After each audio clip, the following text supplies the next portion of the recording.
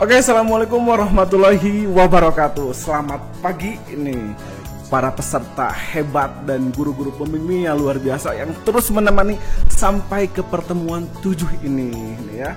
Ngomong-ngomong, gimana kabarnya nih? Sehat semuanya kan? Dan tetap di masa pandemi ini berkarya harus terus berjalan, tapi ingat jaga kondisi tubuh ya, dan jaga juga keamanannya ya. Nah, sebelum masuk ke dalam acara, pertama-tama nih saya ingin mengucapkan terima kasih ya kepada yang pertama Direktorat Sekolah Menengah Kejuruan, kemudian Direktorat Jenderal Pendidikan Vokasi, kemudian Kementerian Kementerian Pendidikan dan Kebudayaan Republik Indonesia yang tentunya telah mendukung secara penuh terlaksananya program KKS ini.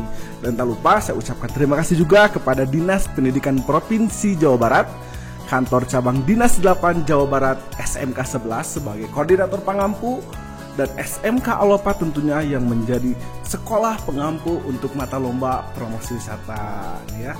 Dan tak lupa nih ucapkan banyak-banyak terima kasih dan yang sudah bergabung bersama kita, para pembimbing yang terus setia menemani para siswa-siswa hebat di masa depan ya. Dan tak kalah hebatnya juga para siswa sendiri yang luar biasa dari pertemuan pertama sampai sekarang terus hadir di acara ini gitu ya. Oke, bagaimana nih? Masih semangatkah pertemuan ke-7? Dikit lagi loh, bentar lagi loh sebetulnya. Tinggal 1 mungkin 2 pertemuan lagi gitu ya. Nah, dan insya Allah hari ini kita akan membahas, materi kali ini kita akan membahas tentang pembuatan grafis, baik itu poster ataupun buklet. Tapi jangan khawatir, saya belum beres bukletnya, terus saya belum syuting, malahan sama sekali jangan khawatir. Ini hanya untuk menambah hasanah wawasan kalian gitu ya, untuk biar nanti ketika produksi udah tahu nih, oh kira-kira ketika syuting jangan sampai lupa syuting atau memotret untuk poster dan cover. Jangan karena nyaman syuting semangat, akhirnya ketika nyampe ke studio editing lupa belum moto. Nah, lebih baik dan sekarang rencanakan. Dan tentunya materi atau pemateri kali ini sangat spesial bagi saya karena kita tidak akan masuk ke room yang lain karena masih dalam room yang sama. Nah, oke, pemateri kali ini adalah Bapak Rifki Sahib Nugraha. Beliau merupakan Kepala Program Pendidikan Multimedia di SMK Alopa. Oke, selamat pagi Bapak Rifki Sahib Nugraha. Oke, selamat pagi semuanya. Oke, udah mandi sepertinya sudah mandi nih. Sudah dong. Okay. Ya, segar, udah sarapan juga. Oke, sama dengan para siswa-siswa hebat kita. Tadi kalau saya lihat di layar nih ya, sudah sangat tampan-tampan dan cantik-cantik gitu ya. Sudah mandi semuanya ya. Iya dong. Biar mandi dengan mandi bisa lebih fresh dan inspirasi akan lebih berkembang lagi. Ya. Oke, Pak Rip. Sebetulnya materi post produksi ini sangat kita buat selengkap mungkin ya. Ya. Kemarin materi bersama saya di pasca produksi, sekarang masuk di desain grafis. Nah, dan nanti materi terakhir kita akan membahas tentang strategi promosi ini ya. Nah, berbicara tentang strategi promosi, tentunya kita butuh ya sebuah perangkat untuk mempromosikan. Terlebih sekarang di zaman istilahnya zaman segala sesuatunya internet gitu. Betul. Ya. Online. Orang tidak bisa menyentuh, mungkin hanya bisa melihat citra. Jadi citra itu yang pertama dilihat mungkin ya. Citra tapi harus bisa menyentuh. Nah, itu gambar yang menyentuh betul ya. Nah, oke, Pak Rif, untuk materi kali ini kita akan membahas tentang apa sebetulnya? Oke, sekarang kita akan membahas mengenai desain grafis ya. Nanti kita akan fokus ke poster, terus ada buklet yang kemarin dibahas sama Pak Hadi. Terus ada beberapa konten media sosial untuk promosi wisata kita. Oke, nah terbaik sepertinya buklet yang banyak ditunggu karena dari kemarin masih banyak yang walaupun belum masuk ke materinya tapi siswa-siswa kita udah sangat semangat dan bertanya seperti apa nanti konsep buklet gitu ya. Dan hari ini insya Allah akan di-sharekan habis-habisannya. Oke, luar biasa. Bagaimana Pak Rif, mau langsung saja? kayaknya nih udah siap semua, udah siap, gitu ya, headsetnya udah terpasang. Tapi di sini masih lihat ada masih bangku kosong di sini. Ada bangku kosong. Itu kayak judul film ya. Oke, nanti dianggapnya ngomong sama bangku kosong lagi ya. Oke, udah enggak, sudah hadir semuanya nih, udah semangat semuanya. Oke, mungkin langsung saja hari ini mohon perhatikan dengan seksama dan ingat ya, tetap semangat, terus gali ilmu dan wawasannya. Silakan Pak Rik. Oke, kita mulai aja ya. Ya, bismillahirrahmanirrahim. Assalamualaikum warahmatullahi wabarakatuh. Ya, di sini kita akan langsung saja untuk membahas desain grafis yang fokus kita akan ke poster, booklet, sama itu namanya konten media sosial. Oke, saya izin share screen dulu nih buat hari ini. Sebentar, saya izin share screen dulu biar materinya terlihat.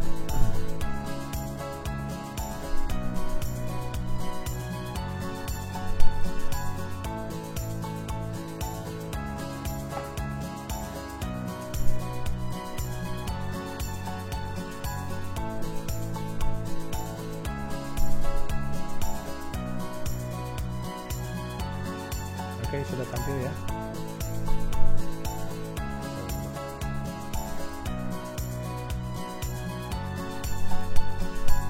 Sudah tampil? Sudah ya.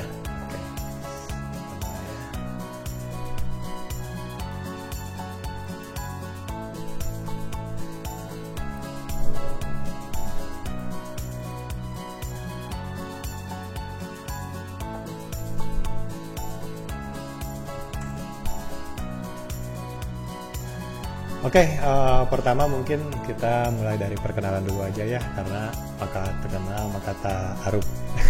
Iya. Ya. Oke, nama saya Rifki Said Nugraha. Kalau biasanya sih dipanggil Arif ya, karena Kang Iyong juga manggilnya Pak Arif. Ya. Oke, di sini juga ada alamat Instagram saya dan channel YouTube saya, Kakang Online. Ya. Ini nama panggung ya, nama panggung gitu. Jadi Kakang Online. Oke, next di sini juga saya sebenarnya mengajar di sini sebagai guru ya di SMK Alfa di bidang multimedia. Tapi sebetulnya di sini dapat dilihat ya, pendidikan saya adalah informatika ya, informatika maupun D3 atau S1. Karena multimedia itu adalah hobi saya dari sejak SMA. Justru sekarang lebih banyak menjalankan hobinya daripada profesi sebetulnya, karena saya merasa saya sedang menjalani hobi saya, bukan bekerja gitu. Saya juga sertifikat C4 dari University South of Australia. Terus saya juga pemegang sertifikat Adobe ya, ACA, Adobe Certified Associate untuk Photoshop CS5 dan CS6. Pengalaman saya mungkin sedikit di sini ya, karena dulu waktu setelah selesai kuliah saya sebetulnya programmer ya. Dulu bikin program-program di stasiun di perbankan gitu ya. Lalu sekarang setelah itu project selesai, sekarang saya menjadi guru di SMK. Nah, oke, di multimedia ini saya memang serasa menjalani hobi gitu ya, karena di sini pun saya sebagai freelance di konten kreator ya. Kadang-kadang ada beberapa project untuk bikin konten media sosial.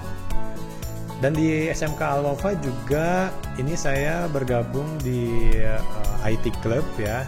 Ini adalah klub eksklusif untuk siswa-siswa yang dimana siswa ini pilihan. Karena apa? IT Club itu karena nanti projectnya adalah project-project profesional, bukan project-project yang yang cuma latihan aja tapi profesional. Jadi anak-anak lebih ke kewirausahaan di sini, karena dampaknya nanti mereka mendapatkan upah gitu ya. Nah, seperti itu. Oke, selanjutnya ya, hobi saya sebetulnya ya memang desain dari dulu, terus traveling juga, fotografi juga saya suka, dan sebetulnya kalau olahraga saya sukanya berenang ya. Agak jarang juga sih orang yang suka berenang kayaknya gitu ya. Terus skill saya di sini memang dulu seorang programmer yang fokus di database ya. Jadi desainnya saya ada SKL gitu. Nah selain itu desainnya saya ada software multimedia kayak Photoshop, Premiere, Illustrator, Audition, FL Studio, dan pilot drone ya baru-baru ini. Itu yang bikin saya terbang kemana-mana gitu ya, di Kalimantan, Sumatera, Nusa Tenggara gitu. Jadi berkah inilah yang membuat saya keliling Indonesia untuk membuat profil. Dan sebetulnya kenapa saya bisa keliling Indonesia dengan pengambilan gambar dengan drone? Sebetulnya gara-gara kita dulu menang Creative Camp yang pertama ya, si Molek. Ya, jadi ketika kita juara itu di Asia Tenggara sampai ke Bangkok, di situ kita dapat beberapa proyek besar ya. Ya diantaranya itu kita bikin profil batu bara, bikin profil pelabuhan Anggrek Gorontalo kayak gitu. Oke, selanjutnya kita langsung ke materi ya. Yang pertama poster dan konten digital. Nah, saya lepas dulu aja.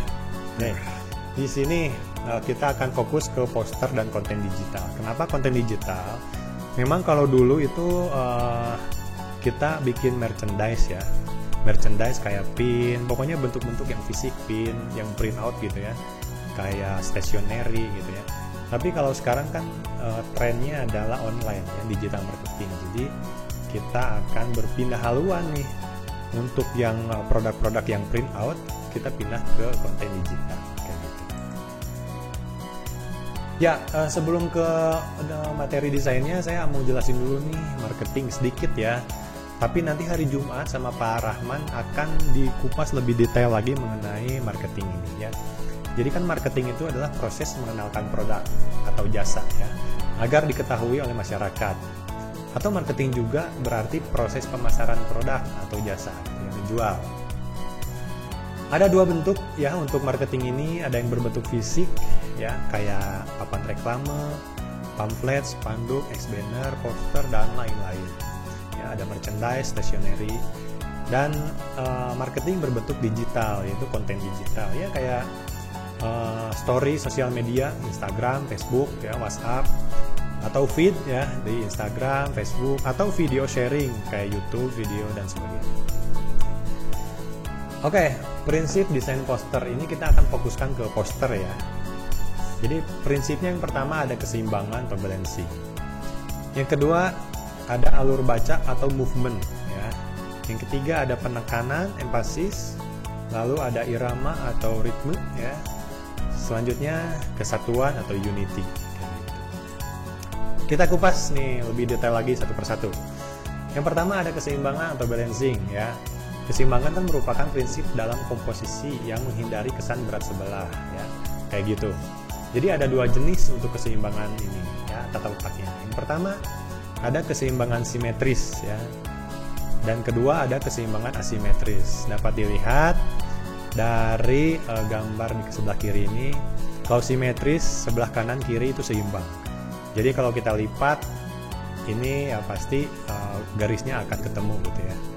Tapi kalau asimetris, sisi kanan sisi kiri itu berbeda, tidak seimbang, tapi lebih dinamis gitu ya, lebih tidak formal. Bisa kita lebih lebih kreasikan lagi gitu ya untuk simetris ini. Kalau teman-teman yang dari DKV atau multimedia atau ya pokoknya broadcasting pasti nggak aneh ya tentang materi ini. Untuk teman-teman yang memang bukan jurusan dari teknologi atau seni ya mungkin ini sebagai ilmu tambahan ya, kita sharing aja di sini ya. Ini contoh dari poster ya. Yang sebelah kiri ini contoh dari simetris. Jadi kalau simetris itu kan sisi kanan, sisi kiri seimbang. Jadi kita buat seimbang gitu. Jadi kalau dilipat itu garisnya paling tidak akan ketemu gitu. Dan di sebelah kanan ini ada poster bagus. Saya ambil dari poster dokumenter dari Watchdog. Ini asimetris ya. Jadi sisi kanan, sisi kiri tidak seimbang ya. Justru sisi kiri ini ada ruang kosong, dan ruang kosong ini penting untuk menghadirkan harmoni ya teman-teman. Jadi jangan dipenuhi semua area poster ini dengan gambar, tapi harus ada ruang kosong untuk menghadirkan harmoni. Selanjutnya alur baca atau movement ya. Alur baca juga harus kita tentukan dan harus jelas ya. Jangan sampai kita fokus di tengah-tengah terus membaca ke atas lalu ke bawah, ngacak gitu ya, tengah dulu, atas, bawah, atau bawah dulu. Tapi kita harus tentukan dulu alur bacanya. Mungkin contohnya poster yang sebelah kanan ini. Di sebelah kanan ini kan alur bacanya kita dari atas sebelah kiri ya. Kalau kita perhatikan sih alur bacanya kayak huruf 2 ya, angka 2. Dari kiri ke sebelah sini, ke tengah, sudut kiri, lalu ke kanan. Jadi ini alur bacanya angka 2 kayak gitu. Dimulai dari judul, subjudul, sampai di sini ada keterangan tambahan atau memang ada informasi-informasi tambahan atau ada waktu penyelenggaraannya kayak gitu. Selanjutnya ada empasis atau penekanan. Nah ini yang paling penting saya rasa ya, ini penting juga di sebuah poster. Jadi kan kalau di dalam sebuah karya desain itu terdapat beberapa gagasan atau materi yang perlu ditampilkan lebih unggul dibanding materi yang lainnya, lebih menonjol gitu ya. Biasanya nih strategi ini untuk mengarahkan pandangan pertama para pembaca. Nah, contohnya nih kalau kita di jalanan, di pinggir jalan ya, di sana ada tembok yang ditempel poster-poster banyak. Nah ada satu poster yang memang unik dan di sana mengandung penekanan yang jelas. Pasti mata si pembaca atau yang pejalan kaki itu pasti akan pertama kali menuju ke arah sana. Kenapa? Karena di sana penekanannya jelas dan kuat kayak gitu. Contohnya mungkin di gambar yang sebelah kiri ini ya. Di sini ada payung-payung hitam memang, tapi ada satu payung yang berwarna merah, ini sangat mencolok. Jadi kalau kita pertama kali lihat gambar ini, kita pasti mata kita mengarah ke payung yang merah. Kenapa? Ini penekanan namanya. Ya. Lalu di sebelahnya juga ada gambar pensil warna. Di sini kayaknya sih terlihat rapi dan memiliki tinggi yang sama. Tapi ada satu pensil yang lebih menonjol ke atas dan pandangan pertama pasti akan terarah ke sana kayak gitu ya. Oke, selanjutnya ada irama atau ritme ya. Ini juga penting. Kenapa? Ritme terjadi karena ada pengulangan pada bidang atau ruang yang menyebabkan seseorang dapat merasakan adanya gerakan, getaran maupun perpindahan. Contohnya ya seperti garis. Jadi sebetulnya kalau misalnya di poster atau di brosur ya, dari halaman 1, halaman 2 sampai halaman 3 itu kita dapat membuat garis yang membentuk irama ya atau ritme dengan warna yang sama, dengan pengulangan warna yang sama, bentuk yang sama gitu. Itu akan terjadi pengulangan atau ritme gitu. Dan itu nanti akan berpengaruh kepada prinsip kesatuan atau unity. Selanjutnya, nah ini kesatuan atau unity ya. Jadi prinsip ini akan tercapai jika prinsip-prinsip sebelumnya telah diterapkan. Jadi prinsip kesatuan ini identik dengan sebuah kohesi, konsistensi, ketunggalan atau keutuhan sebagai isi pokok dari sebuah komposisi. Nah, contohnya tadi ya di brosur nih di gambar di sebelah kiri ya. Ini di sini terlihat ada beberapa pengulangan warna ya dari halaman 1, 2 dan 3. Maupun di balik brosurnya ya ada warna yang sama. Nah ini merupakan ritme ya, maksudnya ini warnanya sama, kita menggunakan warna yang sama kayak gitu. Nah ini salah satu contoh ya dari kesatuan atau unity. Sehingga kalau misalnya kita menggunakan warna yang sama di semua halaman, dapat dipastikan bahwa si brosur atau desain kita itu memiliki nilai kesatuan, unity, sebagai satu kesatuan dari brosur yang kita buat ini kayak gitu. Nah, kesatuan unity juga menggunakan palet warna identik juga tadi udah dijelaskan ya. Yang pertama itu menggunakan palet warna identik di seluruh halaman. Yang kedua, menggunakan hanya 2 tipe huruf dengan ukuran yang memiliki keterbacaan yang baik dan relatif sama. Jadi jangan sampai di dalam poster kita menggandung 10 tipe huruf yang berbeda. Yang satu Times New Roman, yang satu monotipe Corsiva, yang satu Arial, yang satu Calibri ya. Itu jangan seperti itu, karena apa? Nanti kesan kesatuan atau unity-nya itu tidak muncul gitu ya. Dan tidak, kalau misalnya kita menggunakan font-font yang memang dekoratif gitu ya, itu kurang jelas juga, tidak memiliki keterbacaan yang baik gitu. Yang ketiga, mengulang warna, bentuk atau tekstur untuk memberi irama atau eye flow ya. Jadi gitu, warna kalau di awal sudah latarnya yang dominannya misalnya sudah biru tua, di halaman kedua, halaman selanjutnya juga latarnya harus sama ya, kayak gitu. Yang keempat, menyediakan ruang kosong untuk menghadirkan harmoni. Nah ini tadi ya, jadi jangan sampai memenuhi kertas kita, baik itu teks atau gambar. Sediakan ruang kosong biar harmoni itu muncul ya, kayak gitu. Ada garis pandangnya, sudut pandangnya kayak gitu. Yang kelima, menggunakan proporsi ukuran grafis yang baik dan peletakannya yang teratur ya. Ini berarti masalah layout. Dan poin 5 ini dapat dicapai kalau jam terbang desain kita banyak ya. Maksudnya harus lebih banyak diasah kayak gitu. Nah, contohnya ini teman-teman, misalnya nanti teman-teman bikin merchandise atau konten media sosial ya. Di sini contohnya di produk ini, di produk tas ya, di produk topi, mug, stationery, terus ada flash disk, warna, terus bentuk logo juga semuanya sama ya. Ini membentuk kesatuan, unity ya. Jadi orang akan tahu ketika mereka lihat topi ini dengan desain seperti ini, oh ini adalah desain dari promosi wisata di Bandung misalnya. Jadi orang ketika lihat desain ini tuh mereka langsung ke branding, mereka akan tahu gitu. Ketika orang lain lihat lagi desain yang ada di mug ini, di gelas ini dengan logo seperti ini, dengan tulisan seperti ini, karena banyak diulang di medsos, banyak diulang di merchandise, barang-barang merchandise, itu mereka akan tahu, oh mug itu pasti mug merchandise dari promosi wisatanya di Kalimantan ya, kan gitu. Jadi orang bakal langsung tahu gitu ya, langsung tahu bahwa itu adalah produk atau promosi dari tempat pariwisata tersebut. Nah misalnya kalau nanti teman-teman mempromosikan misalnya ya wisata kulineri misalnya di tempat masing-masing, nah coba bikin logo, bikin tulisan, bikin warna yang akan diterapkan di semua desain yang menjadi ciri khas dari kuliner tersebut. Jadi ketika orang-orang datang ke sana atau orang-orang beli ke toko itu atau ke daerah itu, ketika mereka bawa ke daerah lain kemanapun, ketika orang lain lihat, mereka akan langsung tahu, oh itu adalah produknya tempat ini, oh itu, sehingga tempat promosi itu ke brand juga dari desain promosi kita, tidak hanya dari video gitu ya. Itu penting banget gitu.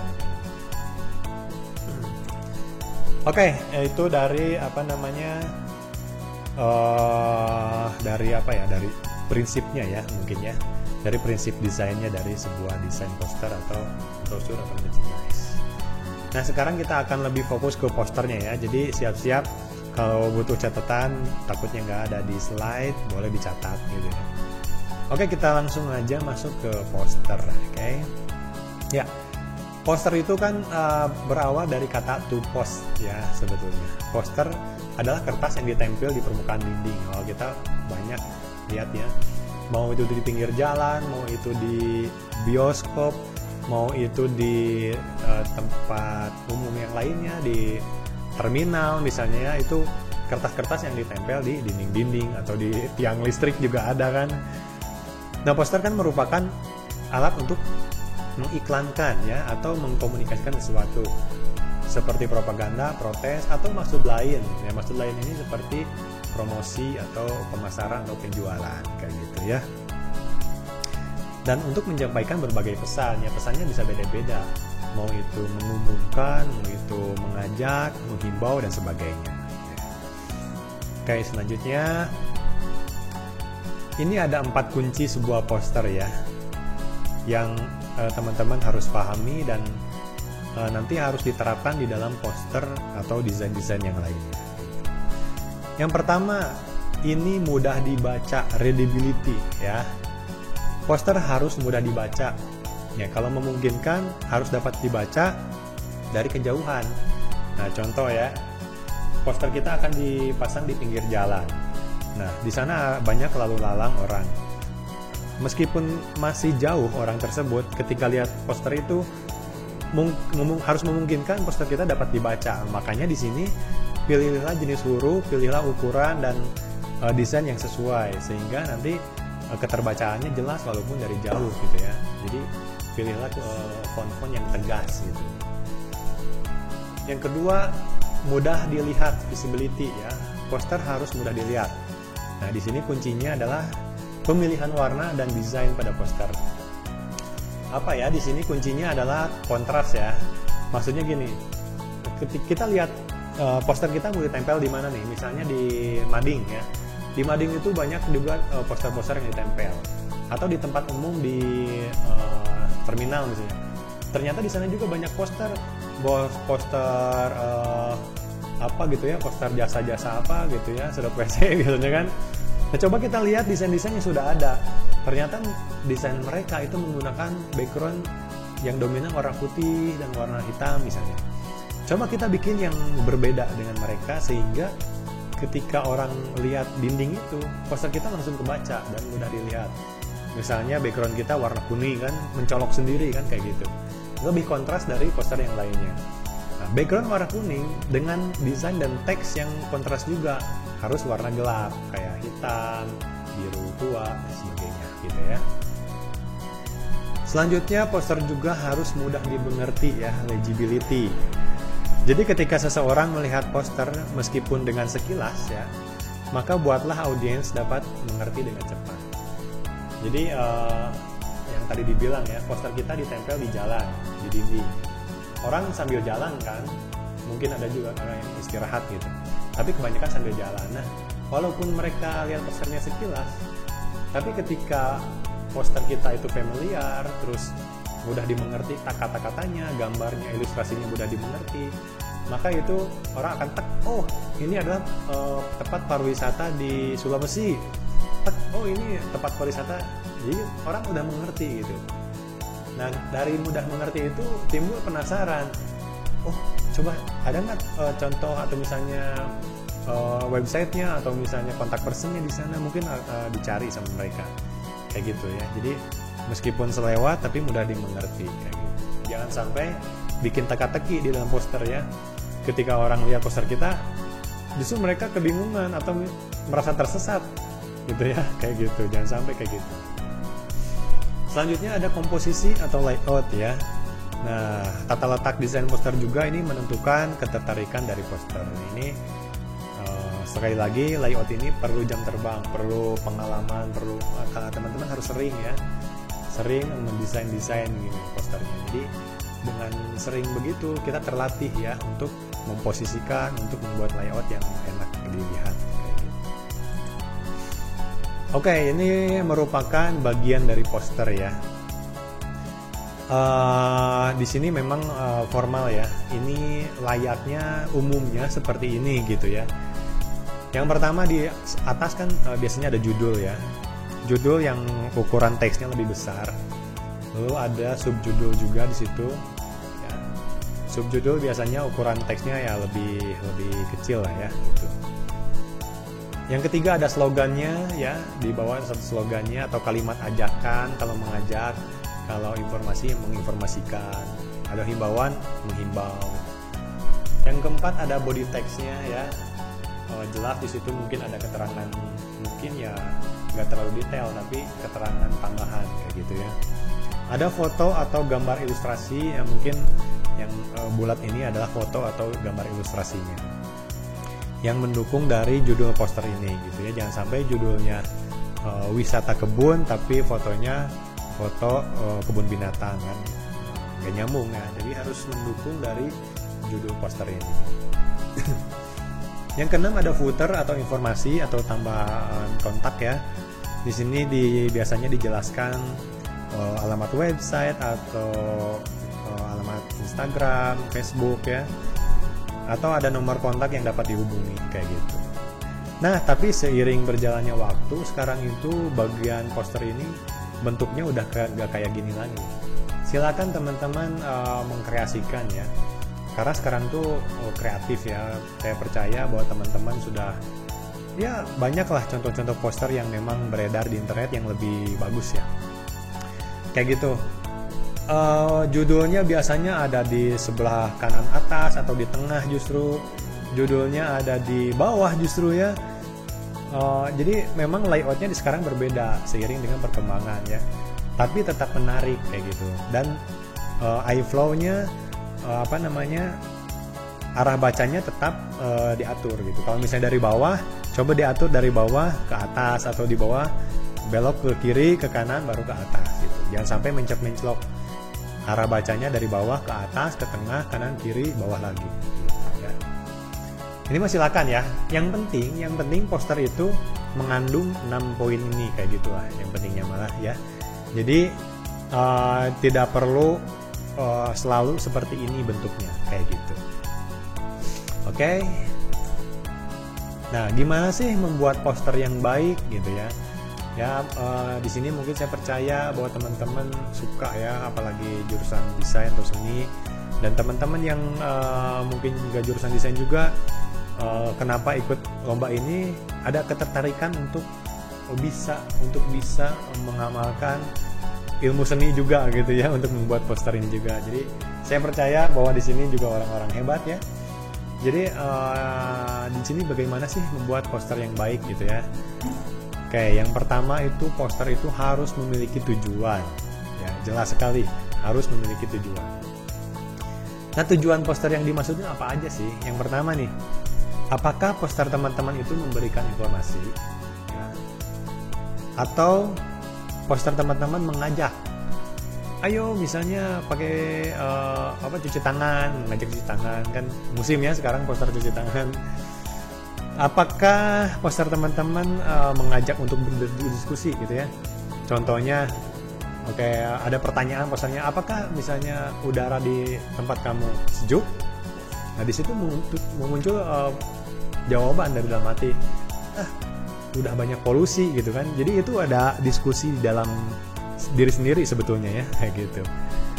Dan apakah yang keempat, poster teman-teman itu adalah tujuannya untuk menghimbau gitu ya, menghimbau apapun gitu ya, membuang sampah pada tempatnya ya, membuang mantan pada tempatnya gitu ya, menghimbau kayak gitu. Jadi tentukan tujuannya, poster teman-teman mau apa. Nah, mungkin contohnya dapat dilihat di poster di sebelah kanan ini ya. Ada 2 poster di sini.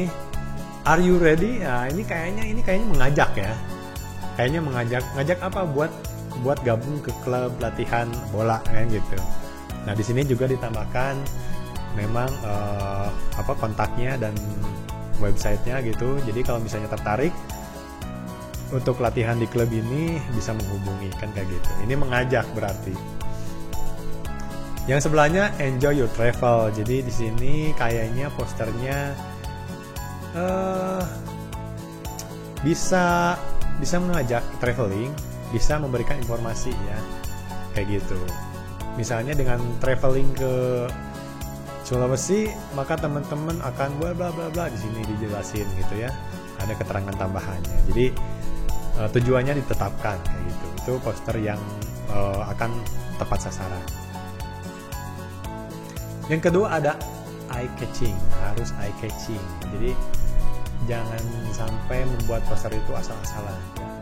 Meskipun hanya menggunakan PowerPoint pembuatan posternya, hanya menggunakan CorelDRAW atau pakai Photoshop, Illustrator, pokoknya harus eye catching ya. Kenapa? Kita dapat bayangkan, kalau misalnya kita bikin poster itu, kita harus membayangkan, posisikan kita sebagai audiens ya, di pinggir jalan. Ketika banyak poster yang tempel, poster kita harus eye catching ya. Ketika orang lihat poster kita, mereka tidak akan berpindah pandangan ke poster yang lain, karena poster kita lebih menarik, eye catching ya, dapat menarik gitu ya. Jadi menarik pengunjung untuk melihat dan membaca lebih lanjut ya, kayak gitu, dari poster yang lainnya. Jadi posisikan kita sebagai audiens atau sebagai pejalan kakinya gitu ya, jangan sebagai desainernya, jangan. Yang ketiga, judulnya juga. Ini yang penting ya. Coba dipikirin matang-matang untuk membuat judul ya. Bagaimana caranya menarik pembaca hanya dari judul aja. Ya contohnya judul-judul yang ada di koran ya, di halaman awal korannya. Kalau sekarang nggak musim mungkin korannya, musimnya berita-berita online. Tapi headline-nya atau judulnya tetap dipertahankan. Contoh kan, ini kayak contohnya di sini gambar ini. OMG, shocking news gitu. Kenapa teksnya sampai besar gini? Terus berita apa sampai membuat shock gitu ya, sampai membuat kaget gitu? Kan kita penasaran ya. Coba-coba deh, halaman berapa? Lalu kita baca, ternyata jualan HP kan gitu ya. Dari judulnya udah keren, kita penasaran. Ternyata pas dibaca lebih dalam, oh ternyata jualan HP kan gitu ya. Nah itu menarik pembaca cuma dari judulnya. Jadi kalau tempat wisata apa? Misalnya judulnya ya viral, bukan viral, kalau viral udah banyak ya. Viral, tempat wisata ini bisa berbagai usia, dari bayi sampai nenek-nenek sampai kakek-kakek misalnya kayak gitu. Wah, tempat wisata apa ini? Ketika dilihat, oh iya, di sana ada tempat penitipan bayi, ternyata di sana ada tempat khusus untuk lansia misalnya kan. Oh ya iya, jelas lah gitu. Jadi judulnya udah harus menarik. Nah gitu ya teman-teman. Jadi memang untuk judul ini perlu latihan ya, membuat redaksi-redaksi yang kayak gini. Oke, selanjutnya audiensnya juga ya. Ini sudah sering dibahas ya. Dari mulai kemarin Kang Iyong juga audiens ini selalu dibahas. Audiensnya mau siapa ya? Coba kelompok-kelompokan. Oke, dari film atau promosi wisata ini sebetulnya sih audiensnya adalah anak remaja yang jomblo. Berarti anak remaja jomblo, pokoknya laki-laki perempuan ya yang umurnya mungkin sekitar 18 sampai 25 gitu ya. Jadi audiensnya siapa, targetnya siapa, jadi harus ditentukan ya. Atau untuk semua umur nih, tapi coba bikin persentase. Umur yang 30 tahun ke atas berapa persen, umur anak-anak berapa persen gitu. Jadi ini akan mempengaruhi ke dalam judul, ke dalam desain kita gitu ya. Apakah anak-anak sekolah, apakah para peneliti, apakah guru, atau justru ya tadi ya, apakah orang-orang jomblo gitu ya. Jadi targetnya harus jelas kayak gitu ya. Ini akan dibahas juga nanti di materi marketing juga nanti di hari Jumat ya, karena audiens itu menentukan desain kita, benar-benar menentukan desain kita. Kita nggak mungkin membuat desain warna ceria, warna pelangi ya, Nijiku Hibiniu gitu ya, merah kuning hijau, desainnya dengan elemen-elemennya warna-warni gitu ya. Dan poster itu kita kasihkan ke orang tua, misalnya 40 tahun ke atas, itu kan nggak cocok gitu ya. Nah, poster itu kan cocoknya untuk anak-anak, untuk di bawah usia 15 tahun mungkin lah ya, sampai balita gitu. Itu akan menarik perhatian mereka.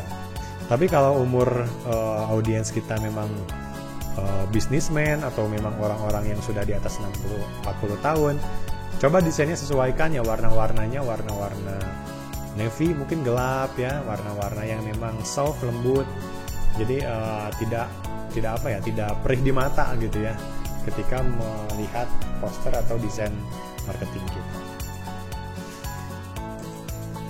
Oke, yang kelima ada layout atau komposisi. Nah, tadi juga sudah dijelaskan sedikit ya mengenai layout ini. Nah, ini saya kasih tahu lagi, jangan memadati seluruh poster dengan konten gitu ya. Pastikan poin-poin penting aja yang ingin disampaikan, yang harus high level ya, setinggi mata audiens. Jadi dapat dilihat ini contohnya di poster yang berwarna merah ini ya. Ini dipenuhi dengan teks gitu. Kita bingung ini kita baca dari mana dulu ya? Apakah dari bawah, dari tengah, dari atas gitu? Udahlah, ini ketika saya pertama kali lihat poster ini, saya udah malas lah. Tapi coba lihat poster yang sebelah kirinya gitu ya. Wow, ini lebih eye catching lagi. Kenapa? Karena posternya tidak dipenuhi dengan konten, baik itu gambar atau teks gitu ya.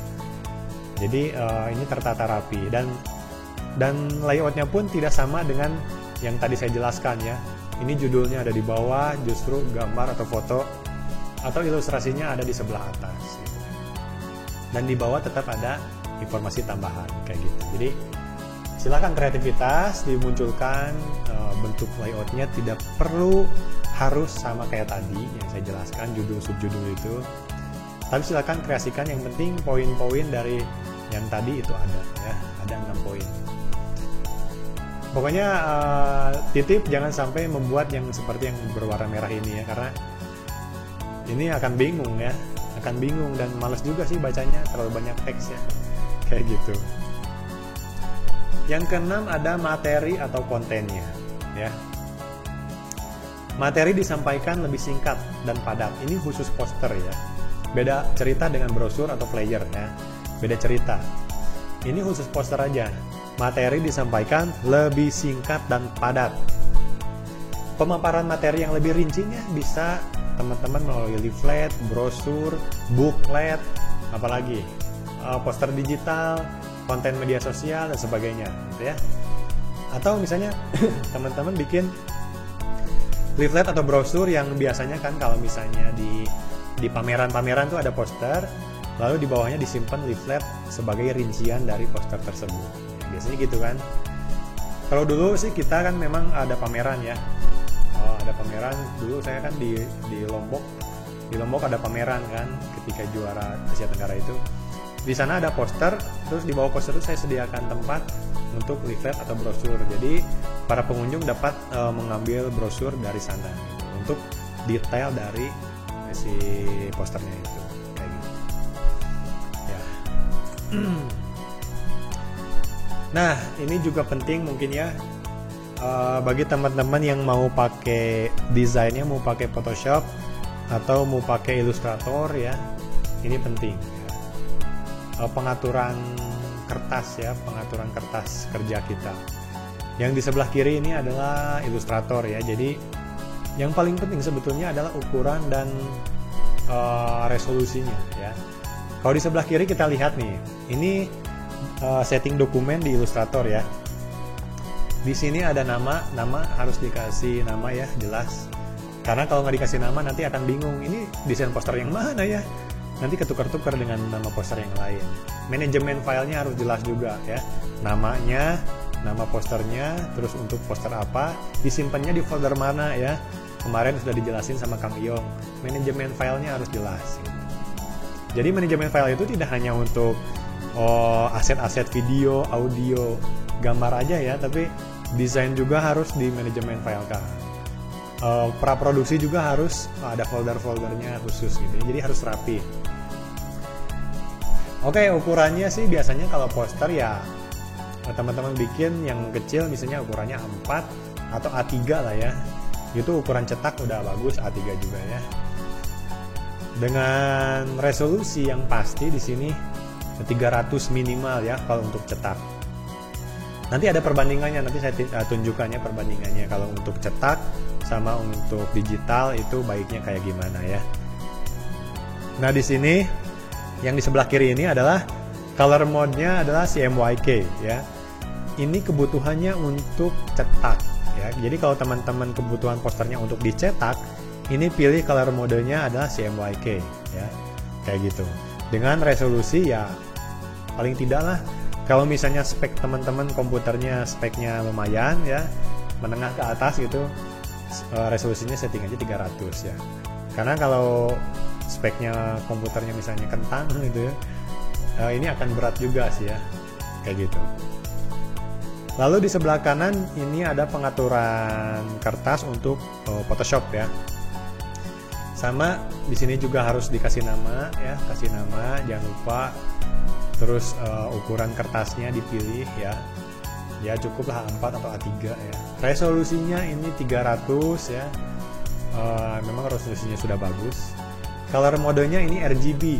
RGB itu kebutuhan untuk konten media sosial. Maksudnya bukan untuk dicetak, tapi untuk ditampilkan di monitor ya. Karena RGB ini adalah warna yang ada di display gitu ya. Jadi color modenya kalau RGB untuk konten digital yang ditampilkan di laptop, di komputer, di handphone, di apalagi billboard ya, di Megatron di tengah jalan gitu ya. Tapi kalau untuk dicetak, spanduk, brosur, poster cetak itu color modenya kalian pilih CMYK. Nah, resolusi ini juga berpengaruh kepada ukuran gambar ya, image size. Jadi kalau misalnya teman-teman laptop atau komputernya memang speknya menengah ke atas, silakan resolusinya setting 300 karena ukuran gambarnya juga besar, apalagi nanti ditambah elemen-elemen ini tambah besar lagi, tambah berat maksudnya gitu ya. Nah, ini perbandingannya ya teman-teman. Ini mungkin informasi tambahan ya. Resolusi gambarnya ya. Peruntukannya untuk apa dulu nih? Harus jelas ya, karena beda-beda. Jangan sampai peruntukannya untuk di print, tapi teman-teman resolusinya cuma 96 ppi ya, kayak gitu. Jangan sampai. Jadi ini ada beberapa peruntukan dan rekomendasinya. Yang pertama untuk web atau sosmed, pokoknya desain-desain yang untuk ditampilkan di handphone, di laptop, di komputer, ya cukup aja sih 96 ya resolusinya, ppi atau dpi ya, ppi ya. Kalau di komputer kan ppi ya, pixel per inch gitu ya. Tapi kalau dicetak dpi dot per inch gitu ya. Jadi 96 ya, cukuplah di bawah 100 lah. Boleh kalau misalnya teman-teman di setting di atas 100, 150, 300 kalau misalnya spek komputernya mumpuni gitu ya. Tapi dengan 96 atau di bawah 100 ini sudah cukup gitu. Oke, peruntukannya untuk minimum printing. Minimum printing ini ya biasanya sih bukan untuk dicetak ukuran besar kayak gini gitu ya. Biasanya untuk leaflet ya, ukuran-ukuran yang kecil.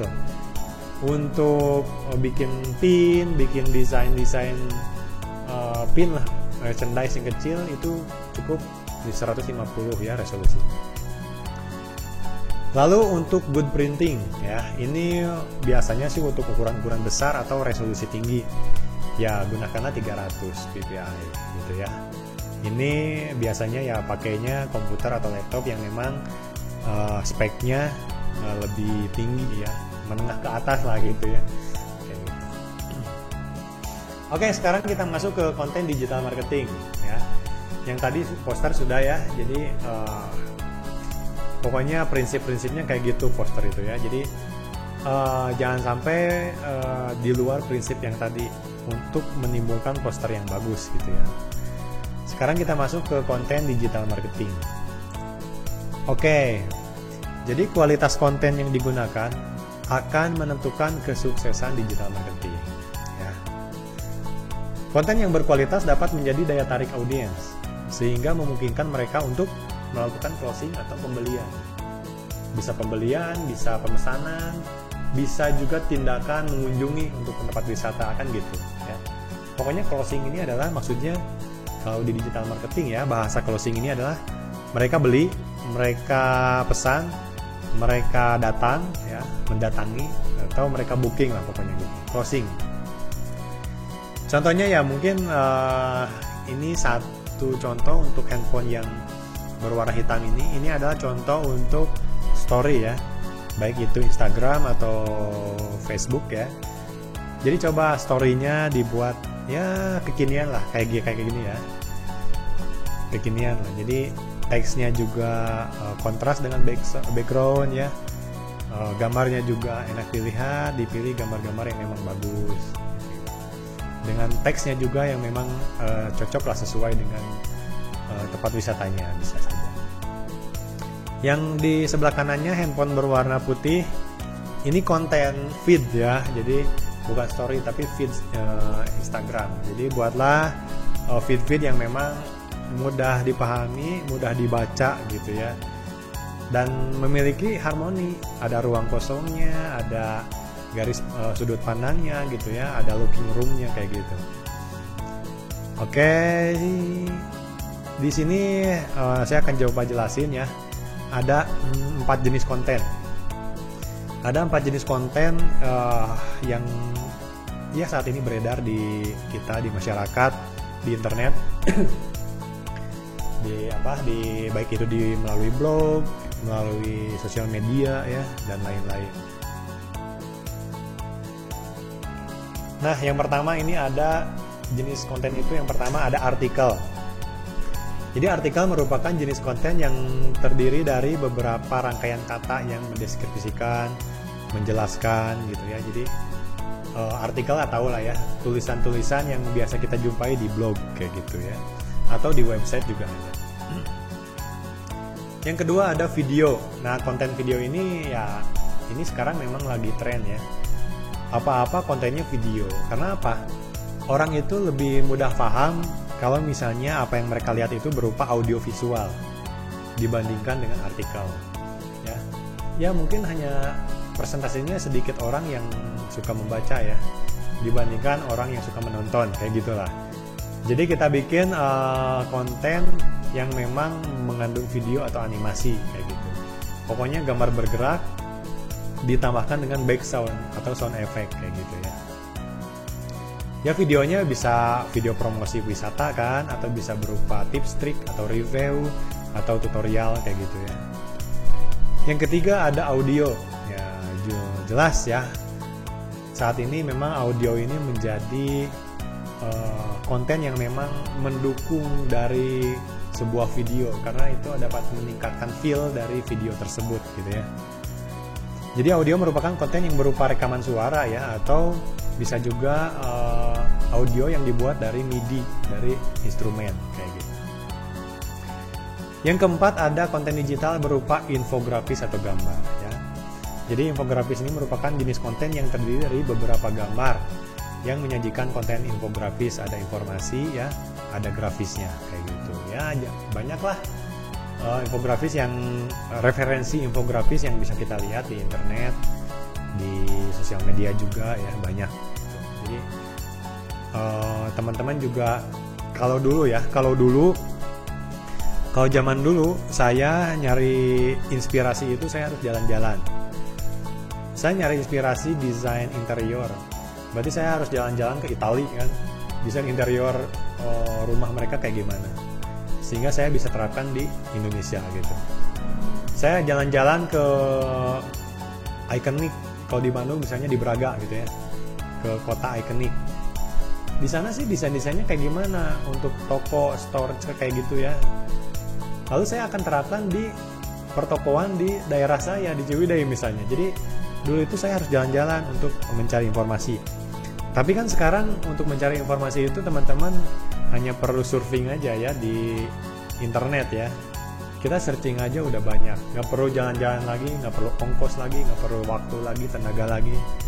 Di internet udah banyak banget, dan kita nggak dapat dihitung ya berapa ribu hasil desain dari seluruh dunia yang ditampilkan di internet. Dapat dilihat, dan itu sebagai referensi teman-teman. Tips membuat konten yang menarik ya, ini ya. Yang pertama nih, buatlah konten yang berkualitas dan sesuai trennya. Kalau misalnya trennya sekarang, misalnya apa nih tren sekarang itu, TikTok misalnya ya, buatlah konten-konten dari TikTok, atau misalnya ada unsur-unsur TikToknya misalnya gitu ya. Yang kedua, konten harus mendefinisikan audiens Anda ya. Ya tadi saya cerita ya, target audiens kita siapa? Anak-anak, ya berarti desainnya harus mendefinisikan audiens kita, yaitu ya desainnya kekanak-kanakan, jangan ketua-tuaan gitu ya. Jadi harus mendefinisikan audiens kita.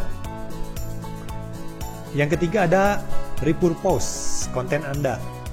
Repurpose itu gini, konten yang udah pernah kita buat misalnya 2 bulan yang lalu atau 3 bulan yang lalu, kita buat ulang dengan desain yang agak berbeda. Nah, itu bisa juga ya seperti itu. Yang keempat, promosikan dan distribusikan konten Anda.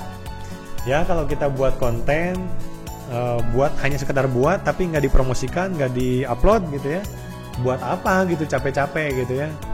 Nah, kalau misalnya diupload, ada beberapa perusahaan yang tertarik, mungkin aja Anda bisa direkrut untuk menjadi desainer di perusahaan tersebut gitu ya. Yang kelima, tetapkan tujuan Anda. Tetap ya, tujuan itu tetap ada di mana-mana gitu ya. Oke, kita bahas lebih rinci lagi ya poin-poinnya. Mengetahui tren yang sedang hangat adalah dasar untuk membuat konten yang berkualitas. Nah, kalau teman-teman, konten sekarang apa ya? Kita sebetulnya dapat ada aplikasi ya untuk kita mengetahui konten atau tren apa yang sedang ramai di masyarakat gitu ya. Jadi kita bisa masuk ke Google Trends ya. Kita di sana dapat search, cari misalnya tempat wisata kita, misalnya kulineri misalnya, atau misalnya budaya di suatu daerah. Kita mau bikin desainnya. Nah, tren warna tahun sekarang tuh apa? Nah, coba teman-teman lihat atau cari di sana warna atau color 2020. Wah, di sana ada muncul tuh warna yang sedang tren di tahun 2020, ada warna pink, warna merah misalnya, itu akan muncul ya. Atau misalnya tren apa ya? Tren musik misalnya ya. Oke, tren musik yang sedang hangat sekarang itu apa? Untuk bahan kita sebagai menjadikan background misalnya, background dari. Oke, kita search di Google Trends, lalu kita search genre musik yang kekinian 2020. Ternyata yang muncul adalah hip hop misalnya atau instrumental gitu. Nah, kita dapat menggunakan musik-musik itu. Kenapa? Karena musik itu lagi tren sekarang, kayak gitu contohnya gitu ya. Nah, setelah kita mengetahui tren topik yang sedang diperbincangkan di masyarakat, langkah selanjutnya adalah memilih dan menyesuaikan tren yang cocok dengan bisnis kita. Konten harus mencerminkan audiens kita ya. Tadi saya udah cerita ya. Amati, ini juga dibahas sama Kang Iyong kemarin ya. Amati, ketahuilah lebih dalam mengenai audiens kita. Pekerjaannya apa? Lokasi geografisnya di mana? Pendapatannya berapa? Karakteristik masing-masing audiensnya kayak gimana gitu ya. Karena itu menentukan banget gitu. Posisikan kita sebagai audiens dan mulailah memahami motivasi yang dimiliki. Jadi ini perlu survei ya, perlu survei target audiens kita siapa. Pahami lebih dalam pekerjaannya apa, letaknya dia, alamatnya di mana, ya, karakteristiknya bagaimana, lemah lembut, keras, atau pekerja keras, atau kaum rebahan, atau kaum kaum tidur misalnya kan. Pokoknya lebih detail ya. Kalau di digital marketing itu saya bisa sampai tahu warna favorit teman-teman ya. Cuma dari mana? Dari survei saya di media sosial gitu. Jadi saya bisa tahu warna favorit, saya bisa tahu merek HP teman-teman apa gitu ya, sampai sedetail itu ya, karena ini akan menentukan kayak gitu ya. Ini contohnya jika bisnis Anda menjual gadget dan target audiens Anda merupakan orang berusia 14-40 tahun yang sadar akan teknologi, maka konten kita harus mencerminkan kemajuan teknologi, betul nggak? Tapi kalau target audiens kita 40 tahun ke atas, berarti tren mereka adalah tahun 70-an, tahun 80-an ya. Coba buat desain-desain yang lebih retro gitu ya, lebih zaman dulu tapi memang kekinian juga. Nah, ini tadi repurpose konten kita ya. Jadi konten kita yang sebelum yang pernah kita bikin, kita tampilkan lagi, kita bikin ulang dengan cara yang berbeda. Namun itu pasti mengandung informasi yang sama. Tapi tenang aja, repurpose konten ini akan menghemat waktu ya. Namun dari segi hasil akan tetap mampu menarik audiens gitu ya. Jadi jangan khawatir. Kalau misalnya konten yang kita pernah bikin, kita bikin ulang dengan gaya berbeda, ya mungkin itu akan mengingatkan audiens ya dengan informasi yang dulu pernah kita kasih. Promosikan dan distribusikan konten kita. Nah, kalau misalnya teman-teman cuma bikin terus disimpan saja, dikoleksi di laptop, di komputer, di HP atau di cloud, buat apa gitu. Tapi coba distribusikan. Mau di sosmed sendiri atau dijual ke pebisnismen gitu ya, ke pebisnis, ya silahkan, pokoknya didistribusikan. Mau dihibahkan ke organisasi atau kemanapun ya silahkan, yang penting didistribusikan gitu. Tetapkan tujuan kita. Ini mah penting lah, tetapkan tujuan mah ya. Segera mungkin setelah brand awareness sudah dicapai ya tadi ya. Kalau orang-orang lihat desain itu, warna itu, mereka brandnya pasti mikir ke tempat wisata ini. Kalau lihat logo atau warna itu, pasti wisata ini gitu ya, brandnya udah terbentuk. Nah kalau misalnya brand itu udah kebentuk di media sosial, jadi kalau di media sosial tuh gini teman-teman ya, nih tipsnya, triknya ya. Kalau kita mulai bikin medsos nih dengan follower masih sedikit, jangan buru-buru untuk membuat konten menjual. Misalnya di postingan pertama dijual handphone, dijual apa? Dijual jasa desain, dijual makanan ini, jangan langsung menjual. Tapi kumpulkan dulu audiens kita, kumpulkan dulu penonton kita. Brand kita harus nempel dulu nih mereka ya. Contoh, kita punya target nih. Pokoknya 100 konten pertama itu harus mengandung informasi-informasi yang berhubungan dengan kuliner. Misalnya kita jualan keripik, ya. Pokoknya 100 konten pertama itu harus berupa artikel atau infografis. Jangan dulu menjual ya teman-teman. Contoh, manfaat keripik, bahan-bahan keripik apa aja, apalagi bumbu-bumbunya misalnya. Terus cara pengolahannya mungkin ya, dan sebagainya gitu. Pokoknya yang mendukung dari keripik itu. Informasi itu yang harus disampaikan ke audiens. Nah, 100 feed pertama, 100 konten pertama. Nah, 100 konten berikutnya kita mulai masuk nih ke penjualan. Tapi jangan langsung menjual. Oke, dijual ya, jangan langsung, tapi perlahan ya. Misalnya, keripik-keripik yang berkualitas, yang bergizi dan sebagainya, ini ada loh keripik yang seperti itu dengan merek ini. Nah, diarahkan mereka untuk mengetahui merek keripiknya atau tempat wisatanya gitu ya. Diarahkan mereka untuk mengetahui tempat wisatanya dulu. Ada loh pemandangan yang dapat kita sejuk, yang sebetulnya dapat kita balikan sama mantan misalnya. Ada loh di tempat wisata ini, nah di sini dapat banget momennya misalnya gitu kan. Nah, arahkan audiens kita ke tempat wisatanya dulu. Jangan sampai langsung menjual. Perlahan diarahkan. Nah, misalnya di konten ke 150 atau konten ke 200 baru kita jual. Tempat wisata ini, di sana ada gambarnya ditampilkan. Dapat refreshing pikiran kita, udaranya sejuk, tersedia berbagai merchandise dan bla bla bla bla bla, keunggulan-keunggulannya apa aja gitu ya. Jadi konten media sosial itu susah-susah gampang ya kalau misalnya kita pikir ya. Kenapa? Di awal kita harus bentuk dulu brandnya, 100 sampai 200 konten pertama di awal. Selanjutnya 100 konten selanjutnya kita jangan dulu jual, tapi kita arahkan dulu konten kita ke produknya gitu ya. Produknya misalnya informasinya ini, produknya pokoknya dikait-kaitkan dengan produknya. Baru konten ke 300 atau konten ke 200 baru kita jualan gitu ya. Jadi prosesnya memang panjang, untuk sosmed ini harus butuh kesabaran, tapi di situ keberhasilannya akan selamanya. Produknya masih ada, kontennya masih ada, masih aktif dan tetap update, itu selamanya akan menjadi brand yang nempel di audiens gitu ya, kayak gitu. Jadi susah-susah gampang gitu ya, harus butuh kesabaran kayak gitu. Sebetulnya materi desain grafisnya memang sudah selesai ya, tapi di sini ada satu materi lagi, bukan materi ya, saya akan tunjukin contoh buklet ya yang pernah saya bikin. Bukan buklet yang format yang dulu pernah kita bikin ya, waktu kita lomba di Asia Tenggara gitu ya.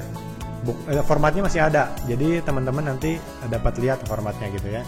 Dan contoh format buklet yang teman-teman Alpha pernah bikin gitu. Jadi dari format yang memang yang seharusnya kita bikin kontennya, kita isi materi-materinya kayak gitu. Oke, coba saya lihat dulu materinya.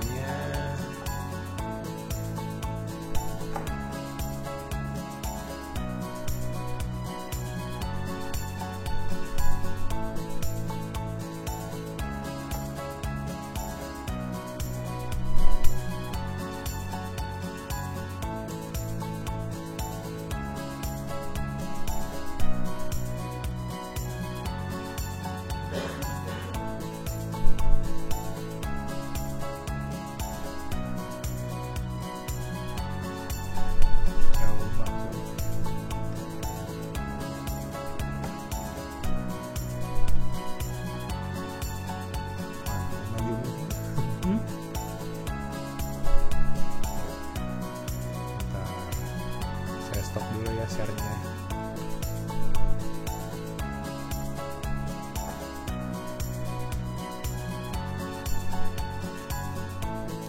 Ya, oke, saya akan tampilkan sebentar format booklet ya yang pernah kita dapatkan dari Semeo dulu.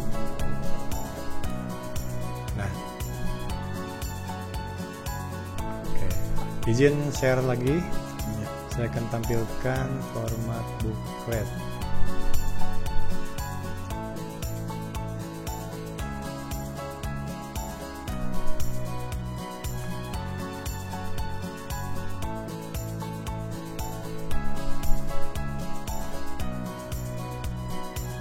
Nah ini, oke sudah ada ya. Ini format bookletnya, jadi nanti teman-teman acuannya ke sini aja ya. Ini saya pernah dapatkan dulu waktu kita lomba Semeo ya di Asia Tenggara. Jadi di awal tuh judul, terus nanti ada logo sekolah ya. Kalau di sini ada logo Semeo, mungkin di sini logo direktorat ya. Iya, KSI, direktorat, apalagi Semeo juga. Terus ada Kementerian Pendidikan juga gitu ya, logo-logonya di sini jajarin gitu ya. Iya. Lalu halaman keduanya ini ada table content ya, jadi di sini daftar isi lah ya.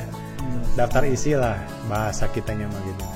Daftar isinya mungkin kalau ada tabel, daftar gambar boleh silakan. Yang ketiga ini ada preface ini adalah latar belakang ya, latar belakang gitu ya. Terus selanjutnya ada informasi buku mengenai timnya ya, siswanya siapa aja, mungkin ada foto, ada nama. Terus di sana ada nama sekolah, ada nama timnya, atau ditambahkan nama pembimbingnya juga di sini gitu ya. Jadi kalau teman-teman di satu sekolah ada 2 tim, berarti bikin 2 buklet dengan tim yang berbeda dan per judul berarti ya? Iya, per judul ya. Judulnya beda-beda dengan pembimbingnya berbeda gitu. Kalau misalnya pembimbingnya cuma 1 ya berarti pembimbingnya itu lagi gitu ya. Dan di bawahnya juga ditampilkan informasi link ya, link dari video tersebut teman-teman, karyanya ya. Jadi di buklet itu tampilkan link dari karyanya kayak gitu. Di bawahnya selanjutnya ada storyboard ya. Storyboard ini memang tulis tangan, jadi nanti di scan ya teman-teman.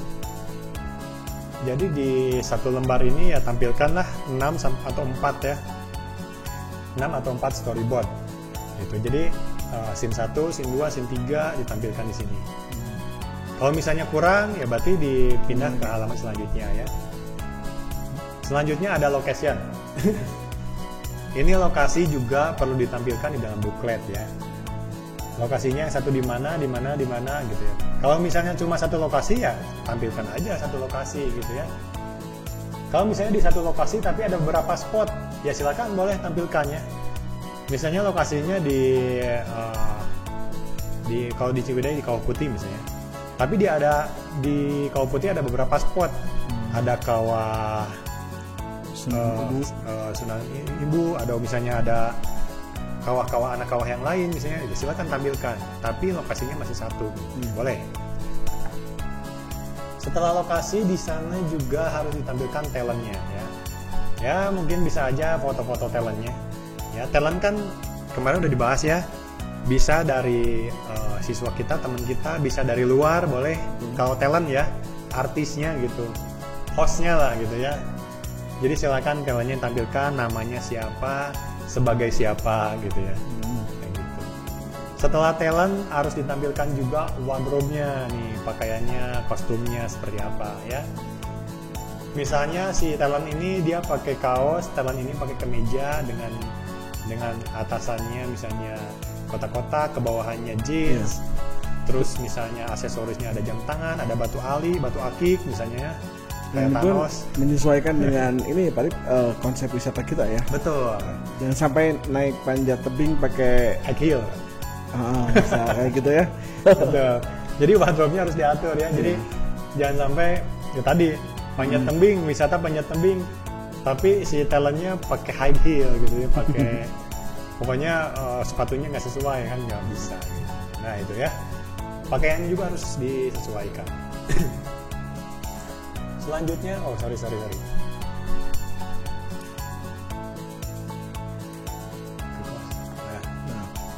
tadi sampai wardrobe ya. Selanjutnya ada properti. Pendukung ya.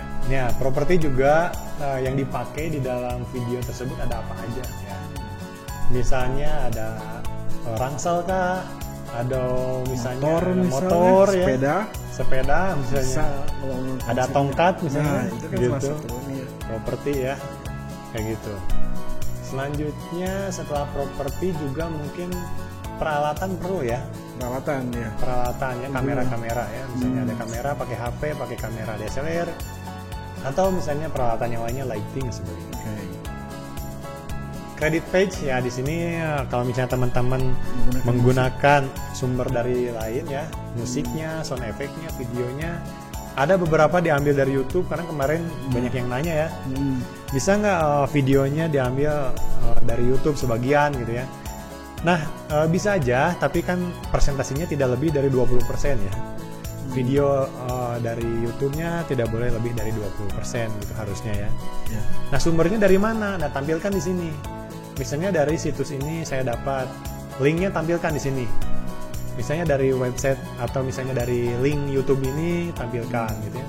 Sound effect-nya dari mana? Misalnya dari Audio Jungle misalnya kan, dari Envato, dari mana kan bisa. Musiknya juga ambil teman-teman dari mana? Misalnya ambil dari no copyright dari YouTube. Ya, channelnya atau misalnya link musiknya boleh ditampilkan di sini kayak gitu. Dan cover belakangnya tentu saja ya. Jadi tidak hanya cover depan tapi cover belakangnya juga harus bikin. Jadi paling tidak ada berapa halaman nih? 1, 2, 3, 4, 5, 6, 7, 8, 9, 10, 11 halaman lah ya. Iya, 11 halaman. Paling tidak ada 11 halaman. 12 mungkin ya. Ya.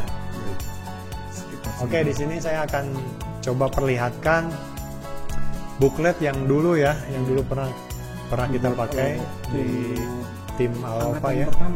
Angkatan pertama di Semeo. Di Semeo ya, di lomba. Sekarang udah alumni berarti ya, udah alumni ya.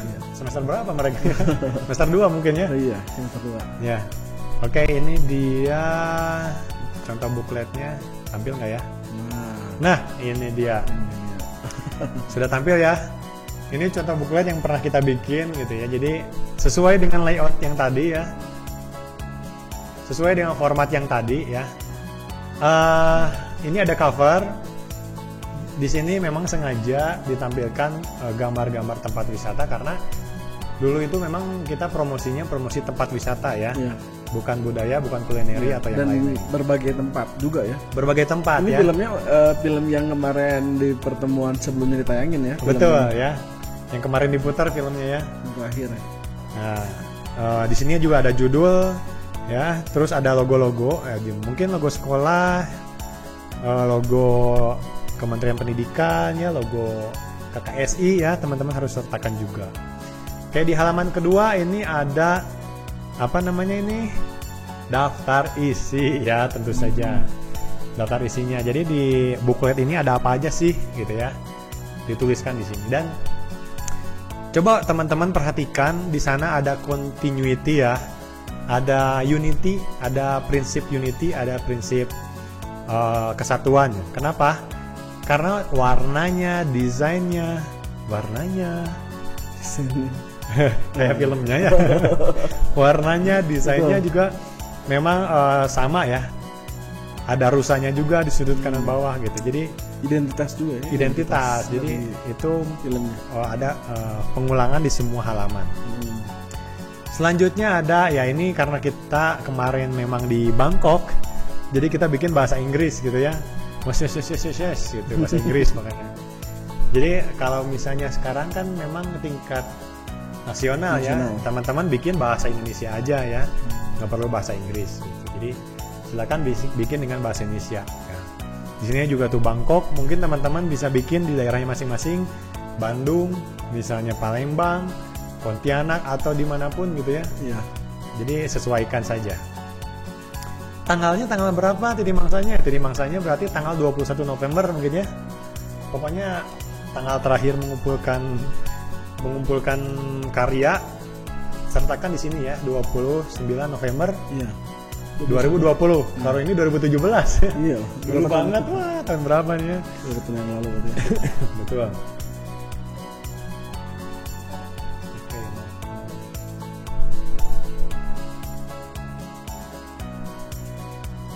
Oke, selanjutnya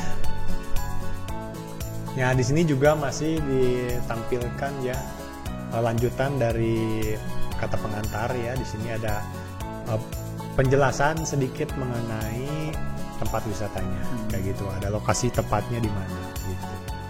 Selanjutnya ada tim dari pembuat video promosi ini ya.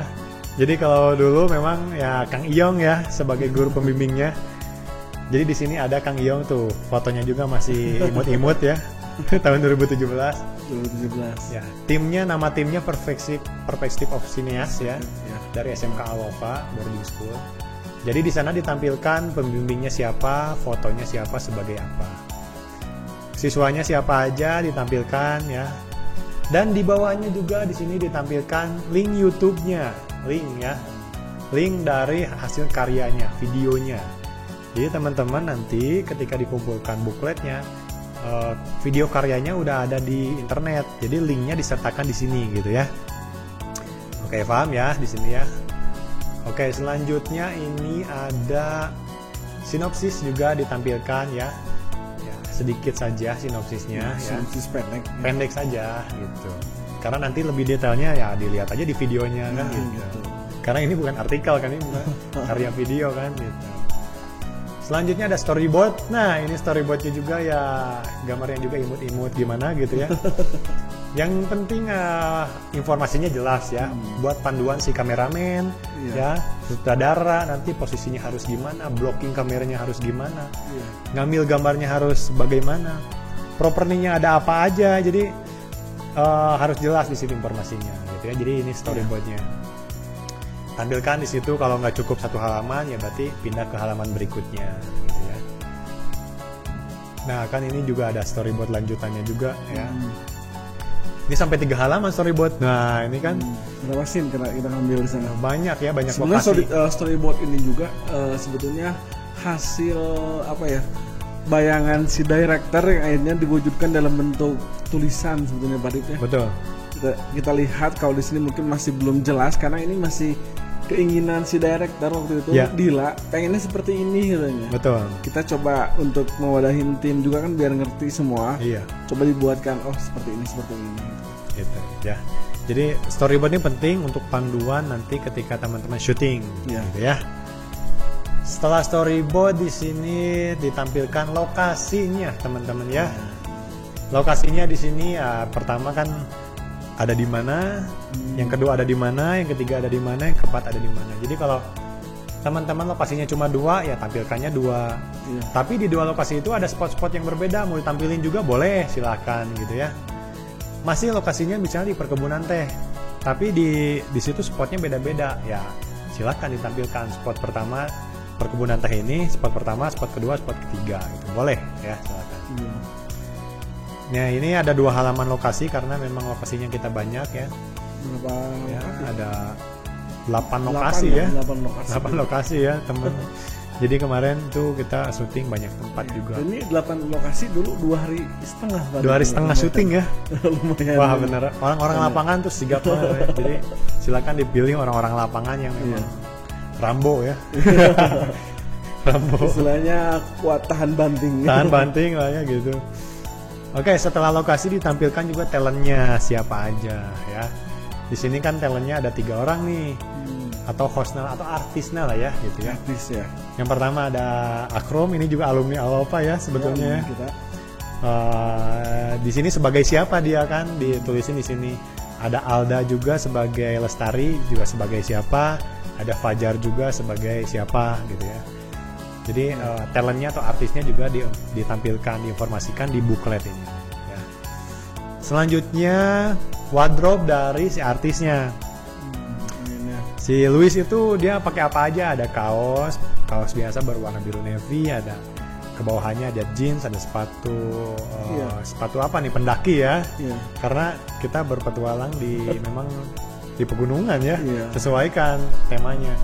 Dan ada jam tangan juga. Ini juga harus detail ya. Iya. Itu kan ada tuh sampai apa? Batu akik.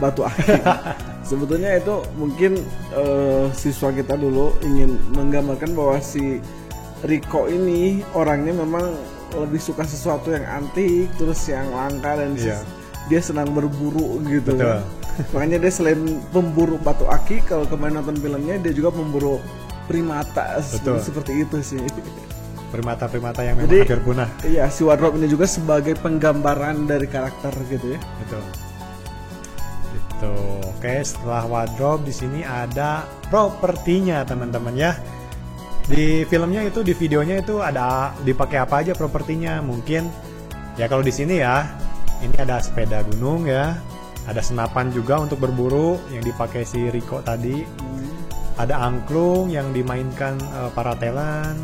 Ada motor Vespa yang dipakai oleh talentnya yang cowok ya, yang Vespa mogok ya. Lalu ada rangsel juga, ada handphone juga. Ada egrang juga ya. Iya. Ini permainan daerah dari Sunda ya, Jawa Barat. Ada bakyak juga. Ada. Terus ada apa nih? Ini bambu instrumen. Bangkong reang ya. Seni khas Ciwidey. Ya, bangkong reang ya. Jadi instrumen dari bambu ya. Untuk musik dari bambu yang cara mainnya dipukul-pukulkan. Jadi pokoknya apa saja propertinya yang dipakai tampilkan di sini gitu ya. Nah, setelah properti ini ada kredit yang tadi ya. Kita pakai backsoundnya dari mana aja sumbernya. Kalau misalnya pakai backsound yang no copyright dari YouTube, ya linknya ditampilkan di sini. Jadi juri dapat ngecek ya, lihat bener nggak ini musiknya no copyright. Kalau misalnya juri mungkin dapat menilai dari sini juga. Kalau misalnya di sini backsound atau sumber-sumber lain tidak ditampilkan, ini akan menjadi pertanyaan besar bagi juri dan mungkin saja nilainya akan sedikit terganggu teman-teman ya. Dan di YouTube juga untuk sekarang ya ketat banget tadi ketika memang ini dianggap bukan tanpa lisensi gitu ya, YouTube akan langsung mendeteksi gitu. Betul. Setelah dia upload langsung ke detect gitu ya. Jadi Ya, makanya hati-hati dalam penggunaan musik gitu. Betul. Ya lebih parahnya sih bisa berupa denda atau berupa ya ambil-ambil lah ya. Tapi biasanya sih di mute aja ya, musiknya di mute atau tidak dapat kita gunakan gitu. Dan ini harus detail di sini. Kenapa? Ini mempengaruhi penilaian juri. Jadi juri akan mengecek ke arah ini ya. Kalau misalnya ternyata ditemukan bahwa musiknya ini berbayar, terus ada hak ciptanya, nah teman-teman harus dapat menunjukkan pembeliannya atau lisensi resminya kayak gitu. Dan terakhir ada cover belakangnya ya. Jadi ini cover belakangnya yang dibuat memang berbeda dari cover depan kayak gitu. Ini menampilkan informasi sekolahnya teman-teman. Ya. Gitu, itu contoh untuk dari bookletnya. Betul. Oke, saya coba akan memperlihatkan juga nih. apa namanya, contoh-contoh dari konten-konten media sosial, baik itu story, referensi ya, atau feed ya, yang berupa video yang kekinian teman-teman ya. Jadi saya di sini akan memperlihatkan contoh yang kekinian. Dan ini sebetulnya dapat dibuat dari aplikasi After Effects atau Flash, atau bahkan dapat dibuat dari aplikasi PowerPoint aja. Jadi kalau teman-teman memang oke lah, kalau misalnya teman-teman dari DKV, dari multimedia, dari broadcasting, itu dapat membuatnya dari After Effects, oke.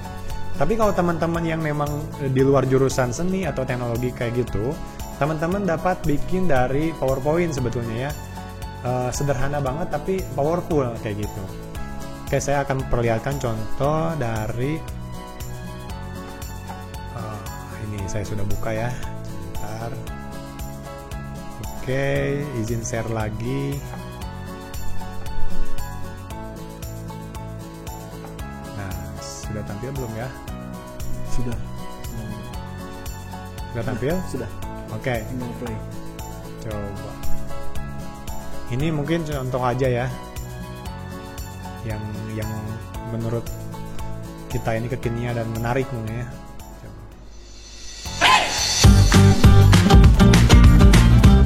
Ini story ya.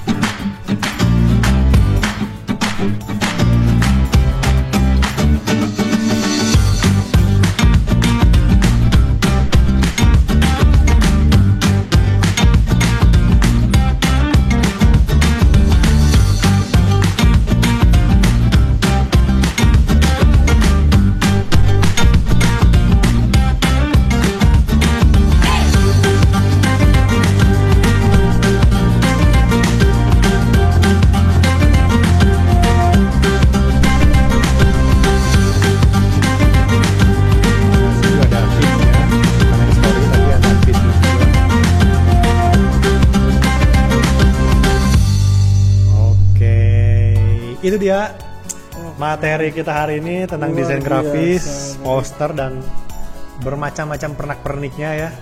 Dari mulai tek-tek mengek yang kecil sampai yang besar. Sebagai referensi aja sih.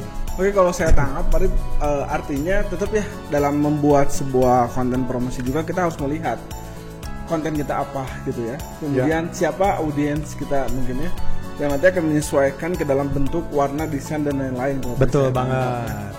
Oke, sepertinya Pak Rip sudah banyak nih, atau sudah mungkin banyak pertanyaan yang ingin diungkapkan pada sisi ini ya. Oke, silakan untuk teman-teman kita yang mungkin ingin bertanya seputar materi desain grafis ini, boleh mungkin raise hand di akun Zoom roomnya ya. Silakan.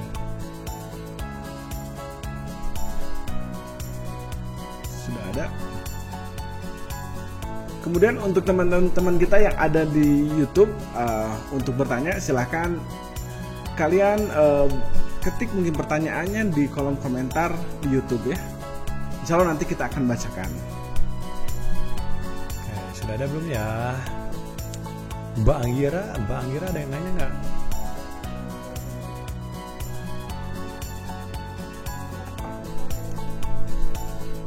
Mana? Oh, oke, sudah ada dari kamera. Oke, Ibu Jenny ya, dari SMK 1 Garut. Damang, Bu. Suaranya belum ini, Bu. Belum di unmute dulu ya suaranya. Coba dibantu dari atas.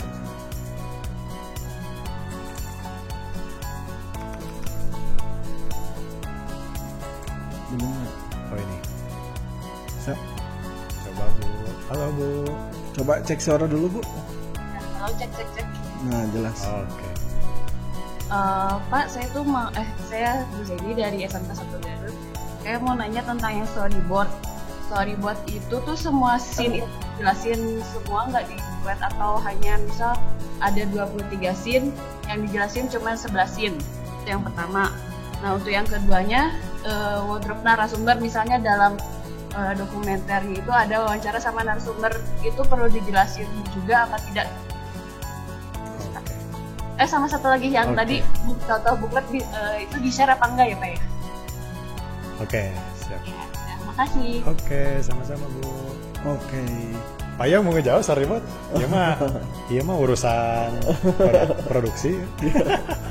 Untuk storyboard sendiri sebetulnya Bu tidak harus semuanya, cuman untuk gambar-gambar inti saja yang ada di sana. Berhubung untuk buklet ini juga jangan terlalu banyak di storyboard karena masih banyak item yang lain gitu. Jadi cukup di poin-poin intinya saja. Kecuali kalau memang karena bentuknya kecil ya, ini ukuran A5. A4/2 A5 ya? A5 aja. Jadi usahakan nanti jika seandainya mau masuk semuanya, setiap gambar tuh terlihat jelas gitu kalau mau masuk semuanya. Tapi kalau sekiranya tidak memungkinkan, cukup kita mengambil beberapa gambar-gambar master mungkin yang bisa ditempel di sana. Ya, betul. Lalu untuk buklet tadi nanti kita share ya. Nanti kita share Bu contohnya dan formatnya ya. Jadi nanti untuk panduan teman-teman juga bikin buklet. Oke. Satu lagi tadi apa? Apa satu lagi? Satu lagi apa Bu? Mohon diulang lagi. Yang wardrobe itu wardrobe narasumber. Oh iya, untuk wardrobe narasumber tentunya harus masuk ya Bu. Karena mungkin rencananya untuk SMK 1 Garut akan membuat konsepnya dokumenter.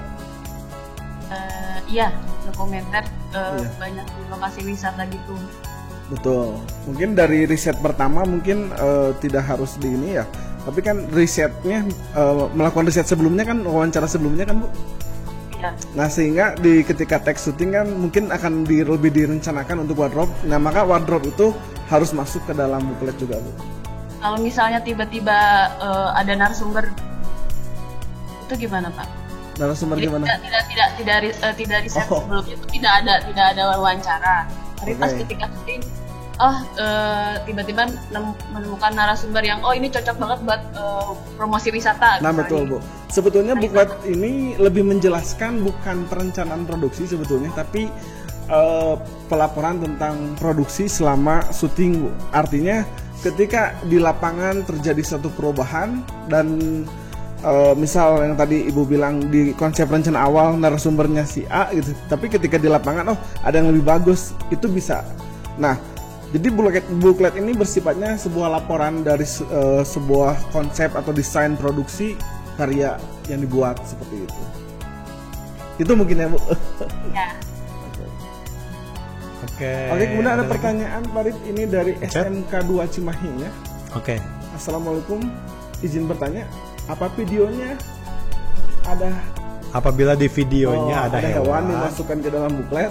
Nah, masalahnya si hewan itu sebagai talent juga atau enggak? Contohnya, talentnya dia bawa-bawa kucing kemana-mana. Nah, itu perlu dimasukkan. Tapi kalau hewannya selintas, misalnya ada di tempat wisata, ya itu nggak perlu. Iya. Seperti yang kita kemarin, sebetulnya hewan hanya take away gambar saja, insert dari penjelasan gambar masternya kan menjelaskan tentang area konservasi. Nah, yang kita simpan di sana adalah hal yang masternya, yaitu wilayah konservasinya, mungkin seperti itu ya. Betul. Jadi untuk hewannya tergantung konsep. Kalau memang di sana melakukan banyak action, mungkin bisa masuk. Iya, masukkan juga. Gitu. Ya, misal atraksi harimau misalkan, hewannya bisa masuk kan? Iya, karena dari judulnya udah jelas. Iya, soal porsinya dalam konten seperti apa. Itu ya jelas ya. Oke, silakan kalau ada yang bertanya lagi mungkin bisa diacungkan tangan. Kami bertiga adalah sahabat dari Jakarta yang akan melaksanakan liburan. Di sini sudah ada. Masih Farid masih menerima? Di sana ada tuh, ada di chat ada juga tuh. Ya. Assalamualaikum, izin bertanya, saya Davin dari SMK SMK Prestasi Prima Jakarta Timur. Berarti kita bikin buklet setelah selesai produksi. Ya. Pertanyaannya. Ya, jelas ya. Jadi sambil orang bikin buklet itu kan beda tim ya, maksudnya beda orang. Jadi diusahakan ya produksi bikin, ya buklet bikin. Jadi paralel gitu ya. Dan mungkin memang buklet ini benar, Pak Rin. Ini mungkin intinya di buklet ini dibuat itu sebagai laporan produksi ketika project ini dibuat gitu ya. Orang kan justru orang-orang kayak orang-orang film justru tertarik di belakang produksi ini teh seperti apa sih produksinya atau alurnya seperti apa sih yang dilewati gitu ya. Betul. Ada orang tertarik seperti itu. Nah makanya buklet ini bersifatnya pelaporan hasil produksi gitu ya, seperti itu. Oke, gitu ya. Oke, ada lagi nggak pertanyaan nih? Bang Gira ada yang melambai-lambai lagi? Enggak. Mana-mana coba. Dadah-dadah dong.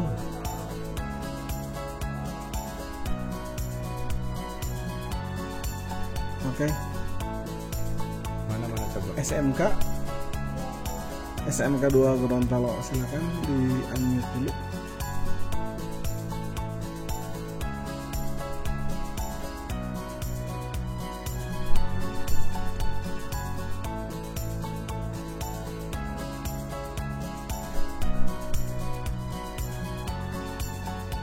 Siapa?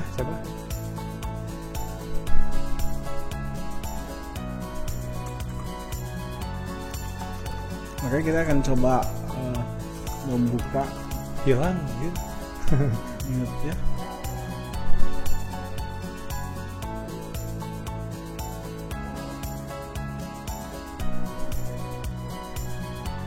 Boleh. So. Oke, Peri Setio dari SMK Prestasi Prima Jakarta ya. Ya, tadi di chat satu ada. tim ya, berarti satu tim ya sama Dapin. Silakan, Peri. Assalamualaikum Pak. Ya. Saya Peri Setio dari SMK Prestasi Prima Jakarta Timur. Betul. Ingin menanya Pak, di halaman talent memakai seragam sekolah atau memakai baju bebas Pak. Dan kedua, di halaman kredit tetap harus dicantumkan situs YouTube walaupun sudah punya atau tidak Pak. Punya lisensi gitu. Ya, jadi di kredit kan tadi ada situs YouTube-nya bagi yang pakai background. Ya. Nah, tapi kita udah di-download, Pak. Apa tetap dicantumin atau tidak? Oh, oke. Silakan Peri. Oke. Untuk talent ya. Kalau talentnya itu emang anak sekolah ya. Maksudnya dari teman juga. Atau dari luar. Jadi gini, talent itu nggak apa-apa kalau misalnya baju bebas. Kalau misalnya si bajunya itu akan dipakai pada saat syuting, itu nggak apa-apa, nggak perlu pakai seragam, gitu ya. Jadi detailnya juga di situ dijelaskan kan, ada namanya, terus dia sebagai apa, dan dia adalah siswa sekolah mana, gitu. Jelasin aja. Jadi menandakan bahwa si talent itu dari sekolah tersebut. Kalau misalnya nggak ada sekolah, kayak yang tadi awal Pak, berarti dia orang luar, gitu. Jadi nggak apa-apa kalau misalnya mau pakai baju bebas, tapi bajunya yang akan dipakai pada saat syuting, gitu ya, wardrobe yang akan dipakai, gitu. Nah untuk background, betul, memang kita juga yang tadi dicantumkan, kita juga memang kemarin anak-anak download juga, tapi tetap sumbernya kita tampilkan di situ. Gitu. Karena kan kalau mau editing itu harus di-download tetap ya. Iya. Di-download dulu, baru sumbernya anak-anak dicantumkan di booklet. Jadi harus tetap dicantumkan, gitu ya. Oke. Mana? Coba. Oke, dari Imron SMK Negeri Paku ya. Silakan. Oke. Selamat siang Imron. Aduh, Suaranya belum. belum ada, belum di unmute. Suaranya belum ada Imron. Coba di unmute dulu, Imron. Suaranya belum ada. Imron. Unmute dulu, mohon unmute. Nah, sip. Yuk, silakan. Cek. Ya, Baik, selamat siang Kak untuk waktu Indonesia bagian timur. Saya mau bertanya untuk masalah bukletnya, apakah buklet berbentuk PDF dengan desain yang kita dan tersusun untuk mempublikasikannya secara online Kak? Bagaimana bisa diulang? Buklet ya. Itu aja. Bukletnya Kak, apakah bentuk PDF untuk mempublikasikannya Kak? Oke. Untuk mempublikasi apa harus bentuk PDF atau seperti ya. apa Farid? Kalau dulu memang buklet itu berbentuk print out ya. Karena apa? Karena kita dituntut untuk mengumpulkan karya-karyanya memang dari mulai praproduksi kita dikirimkan print outnya. Nah tapi kalau untuk sekarang karena memang online, jadi bukletnya berbentuk PDF gitu. Baik itu mau nanti dikumpulkan ke panitia ataupun untuk dipublikasikan. Iya, untuk gitu. Dipromosikan ya. Dipromosikan. Jadi berbentuk PDF saja untuk sekarang gitu ya. Jadi nggak perlu di print out. Kalau misalnya mau disimpan kenang-kenangan buat di sekolah atau di rumah, boleh kalau mau di print out. Ya. Jadi pada dasarnya PDF itu memang kalau seharusnya di print. Iya. Jika sana tetap muka, karena fungsinya untuk memperkenalkan karya dan tempat wisatanya gitu ya Pak ya. Tapi karena sekarang di saat pandemi, jadi kita bisa mempromosikan lewat digital, berarti dalam bentuk PDF ya. Betul. Ataupun dalam gambar juga boleh gitu ya. Boleh. Seperti itu. Itu Imron mungkin jawabannya. Oke. Senyum. Oke. Oke, pertanyaan nih Farid dari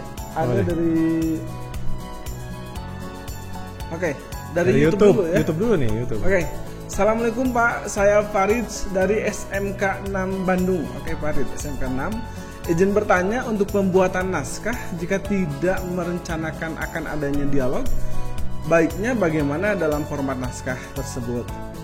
Hanya ada sesi seperti tanya jawab dengan narasumber. Nah, oke, ini lebih berkaitan dengan dokumenter ya. Ya. Sebelum mungkin bagaimana ya? Sebelumnya Farid ini membuat video dalam bentuk dokumenter atau seperti apa gitu ya. Nah sebetulnya naskah ini nanti ditujukannya teman-teman sebagai acuan produksi teman-teman gitu ya. Jika seandainya membuat naskahnya misal dalam bentuk atau ceritanya dalam bentuk film dokumenter, teman-teman membuat naskahnya itu tidak ketika sebelum syuting tapi setelah syuting mungkin, karena dalam dokumenter itu kita tidak pernah menduga bahwa si narasumber akan berbicara apa gitu ya. Makanya nanti ketika setelah syuting mungkin akan dibangun naskah dengan hasil syuting gitu kan, seperti itu kalau dokumenter nih ya.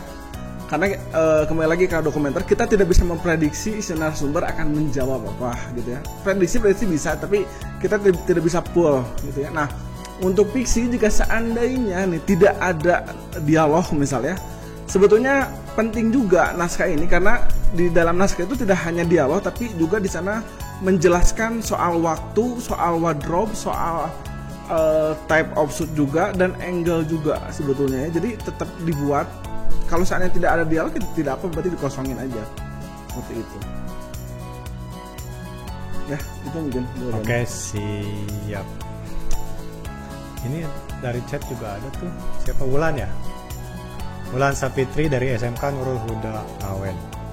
Assalamualaikum, saya Wulan Sapitri. Untuk behind the scene nih BTS dan bukletnya itu didokumentasikan melalui apa, dan rekomendasi aplikasi untuk membuat brosur video melalui Android itu apa? Terima kasih. Ya. Untuk BTS ya, BTS sama halnya seperti video mungkin ya. Untuk bentuknya video ya bisa melalui handphone atau kamera digital. Kalau misalnya BTS-nya berbentuk foto ya bisa menggunakan HP aja ya, nggak apa-apa. Dan rekomendasi untuk pembuatan buklet, oke. Bikin buklet itu bisa kalau ini menggunakan Android ya. Kalau menggunakan Android bisa sih, bisa pakai PowerPoint ya. Aplikasi Office itu bisa banget. Tapi kalau menggunakan laptop ya bisa banyak, bisa pakai Photoshop, Illustrator, atau bahkan pakai Office juga nggak apa-apa, pakai PowerPoint ya. Itu bisa powerful banget sebetulnya, tergantung dari desainernya. Gitu. Oke, kemudian pertanyaan dari SMK 1, Farid, untuk buklet sendiri ukurannya Oh, tadi udah jelas ini ya. A4 atau ya. A5 ya. Jadi buklet itu A5 ya. A5 ya, ukuran kecil saja ya. Ukuran kecil ya. Buklet ya. Ada lagi nggak ya nih? Izin. Oh, ini dari SMK Negeri 4 Garut nih. SMK Negeri 4 Garut. Dari Agus SMK 4 Garut. Apa bedanya pembuatan proyeknya tempat wisata yang sama dengan sekolah lain? Karena nggak sengaja gini. Iya. Bagaimana ini? Oke, jadi sama sama tuh bukan berarti bakal sama gitu. Karena saya yakin bahwa setiap orang memiliki cara pandang sesuatu, cara pandang yang berbeda setiap orang gitu ya. Nah, kalaupun sama, silakan teman-teman menggali sesuatu yang mungkin bisa dianggap beda. Seperti yang telah di pertemuan kedua ya, Pak Rio telah menjelaskan bahwa ingat apa yang dipikirkan pertama itu sebaiknya jangan digunakan karena itu pemikiran yang bakal orang banyak gunakan. Betul. Gunakanlah ide di pemikiran yang kedua, kelima, ke-10. Nah, karena pemikiran yang ke-10 itu mungkin pemikiran yang udah diuji berapa kali gitu. Jadi, nah, cuman untuk masalah sama ya, saya yakin bakal berbeda konsep gitu, tergantung konsep. Betul. Sama juga tidak apa, yang penting beda konsep gitu. Betul ya. Jadi kayak bikin program ya. Iya. Hasil akhirnya sama tapi jalannya berbeda. Iya, gitu. karena yang mengerjakan juga beda gitu Iya. kan. Ya nggak akan sama gitu. Logikanya beda. Jadi emang silakan. Oke, ada lagi nggak? Oke, ada yang bisa mau bertanya langsung kepada pemateri, Bapak Devi silakan boleh acungkan tangan.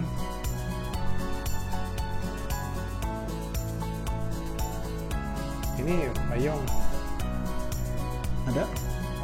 dari SMK TI Pembangunan Cimahi. Pertanyaan saya Arya dari SMK TI Pembangunan Cimahi. Terakhir pengumpulan naskah kapan dedanya? Oke Arya, untuk pengumpulan naskah awal berarti ya, itu di tanggal 30 November kemarin panitia Oktober ya. Jadi kami harap naskahnya memang kami kasih waktu lebih panjang untuk memikirkan lebih matang dalam pembuatan naskah gitu. Dari kemarin sudah ditekankan juga bahwa riset per dalam riset gitu untuk bisa menghasilkan suatu karya yang memang berbeda gitu dan baru gitu. Jadi untuk naskah ada di 30 bulan ini 30 November ya. Iya. Gitu ya. Oktober. 30 Oktober ya Arya ya dari Cimahi. Ya. Oke. Masih ada lagi nih atau sudah cukup jelas mengenai materi desain ini? Karena saya yakin ini orang-orang yang ikut lomba ini juga mereka tertarik terhadap desain.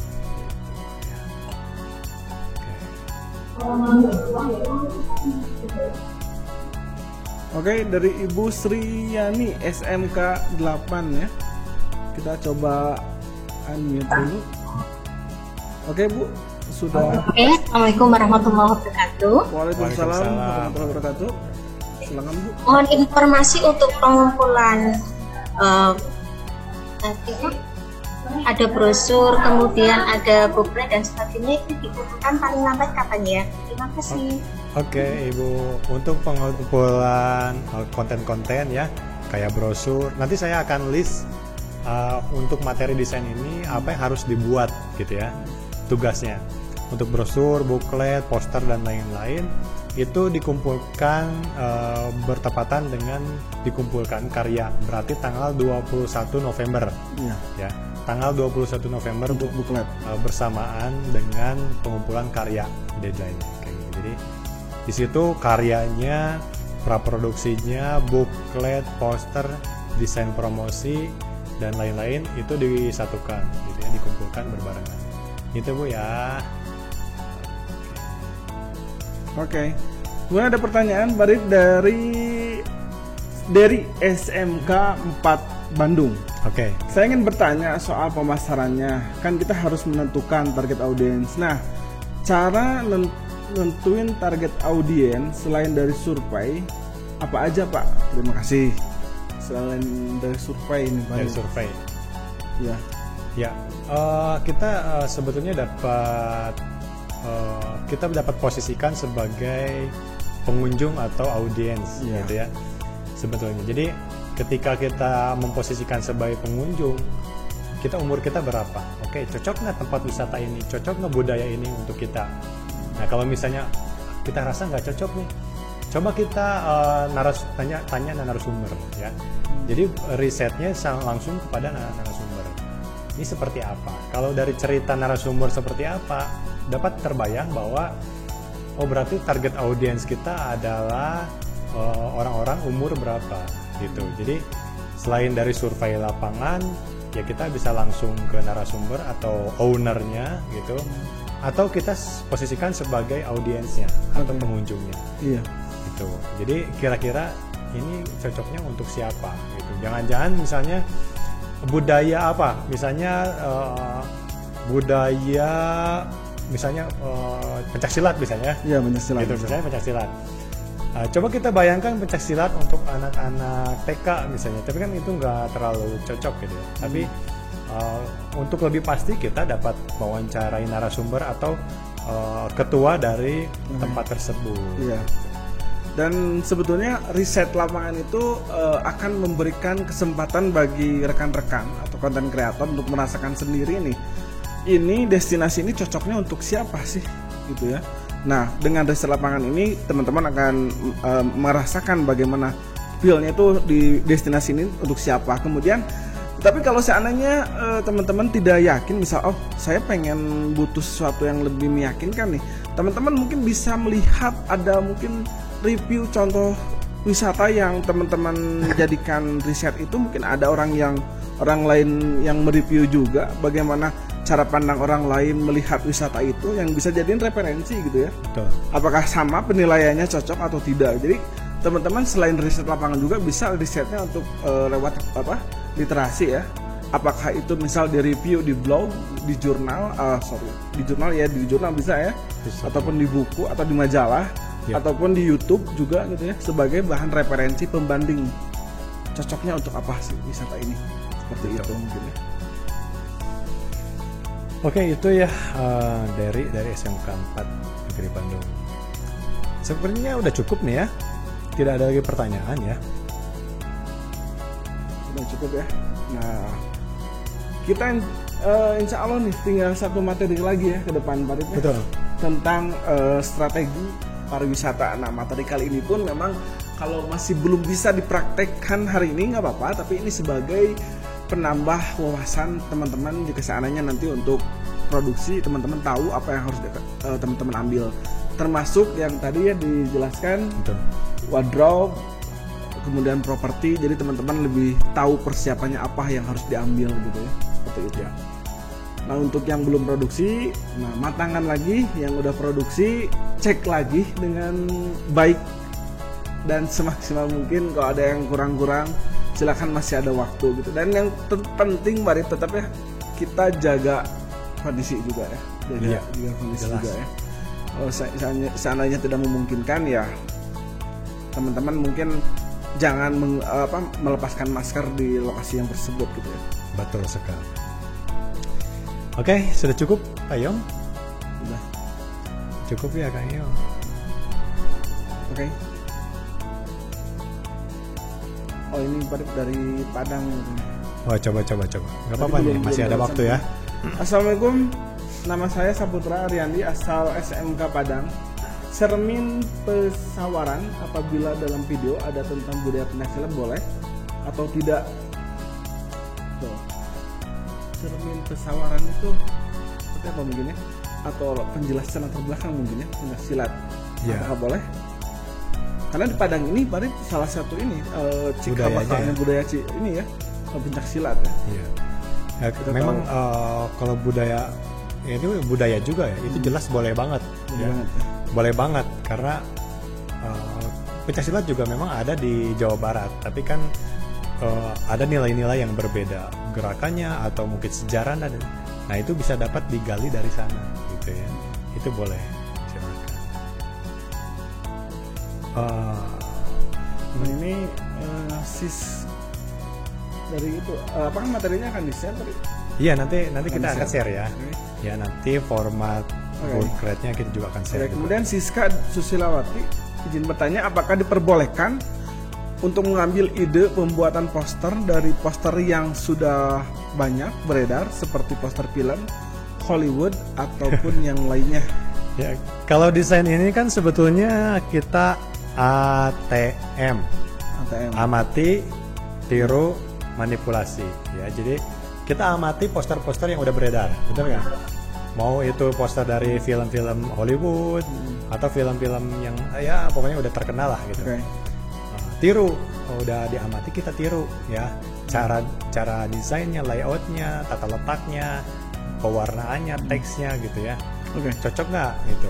Terus udah ditiru, kita manipulasi, jangan sampai sama, jangan sampai plagiat.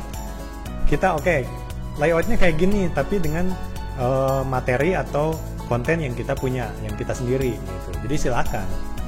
Itu memang desain itu kayak gitu, ATM ya, amati, tiru, manipulasi. Jadi silakan berkreativitas, silakan banyak referensi dari internet ya. Itu banyak banget lah bisa dijadikan referensi teman-teman. Jadi mungkin untuk Susilawati ini, kalau untuk di sini kalau mengambil ide itu tidak boleh. Kalau mengambil berarti sama ya, tidak boleh. Tapi kalau referensi karya poster film itu bisa dijadikan referensi sebagai pengalaman estetik untuk nantinya bisa dikolaborasikan dengan poster yang lain, boleh. Tapi untuk mengambil itu tidak boleh ya, tentunya itu. Mengambil ide ya, menjiplak ya berarti. Mengambil ide berarti menjiplak berarti. Tapi kalau referensi boleh. Karena kembali lagi seni itu pengalaman estetik ya, tidak hanya pengetahuan ya. Pengalaman estetik itu kalian pernah ngelihat poster ini bagus, kalian teringat, kalian tuangkan dalam karya kalian, seperti itu ya. Sudah mungkin Tarif ya, sudah selesai pertemuan kita. Kalau misalnya sudah tidak ada pertanyaan lagi, sudah cukup ya. Jadi memang itu dia desain yang harus kita buat ya, dimulai dari poster, desain promosinya untuk media sosial, konten-kontennya, bookletnya untuk mendukung dari penjelasan lebih rinci dari filmnya gitu. Nanti mungkin saya juga akan list beberapa tugas yang harus teman-teman kerjakan, yang nanti harus dikumpulkan bersamaan dengan karya yang nanti dikumpulkan di tanggal 21 November. Kalau sudah? Sudah sebetulnya. Sudah cukup ya? Kalau sudah cukup, kita undur diri saja ya. Ya, terima kasih rekan-rekan para siswa-siswa hebat yang ada di seluruh Indonesia telah stay ini selama 2 jam terakhir ya di mata perlombaan KKSI bidang promosi turisme ya. Di sini saya Ahmad Desy Fajari. Di sini saya mungkin sebagai pemateri juga, sebagai panitia juga, Rifki Said Nugraha, dan kru yang bertugas di studio di sini dari SMK Al-Wafa sebagai sekolah pengampu atau penyelenggara. Kami ucapkan terima kasih. Akhir kata, wabillahi taufiq wal hidayah. Wassalamualaikum warahmatullahi wabarakatuh.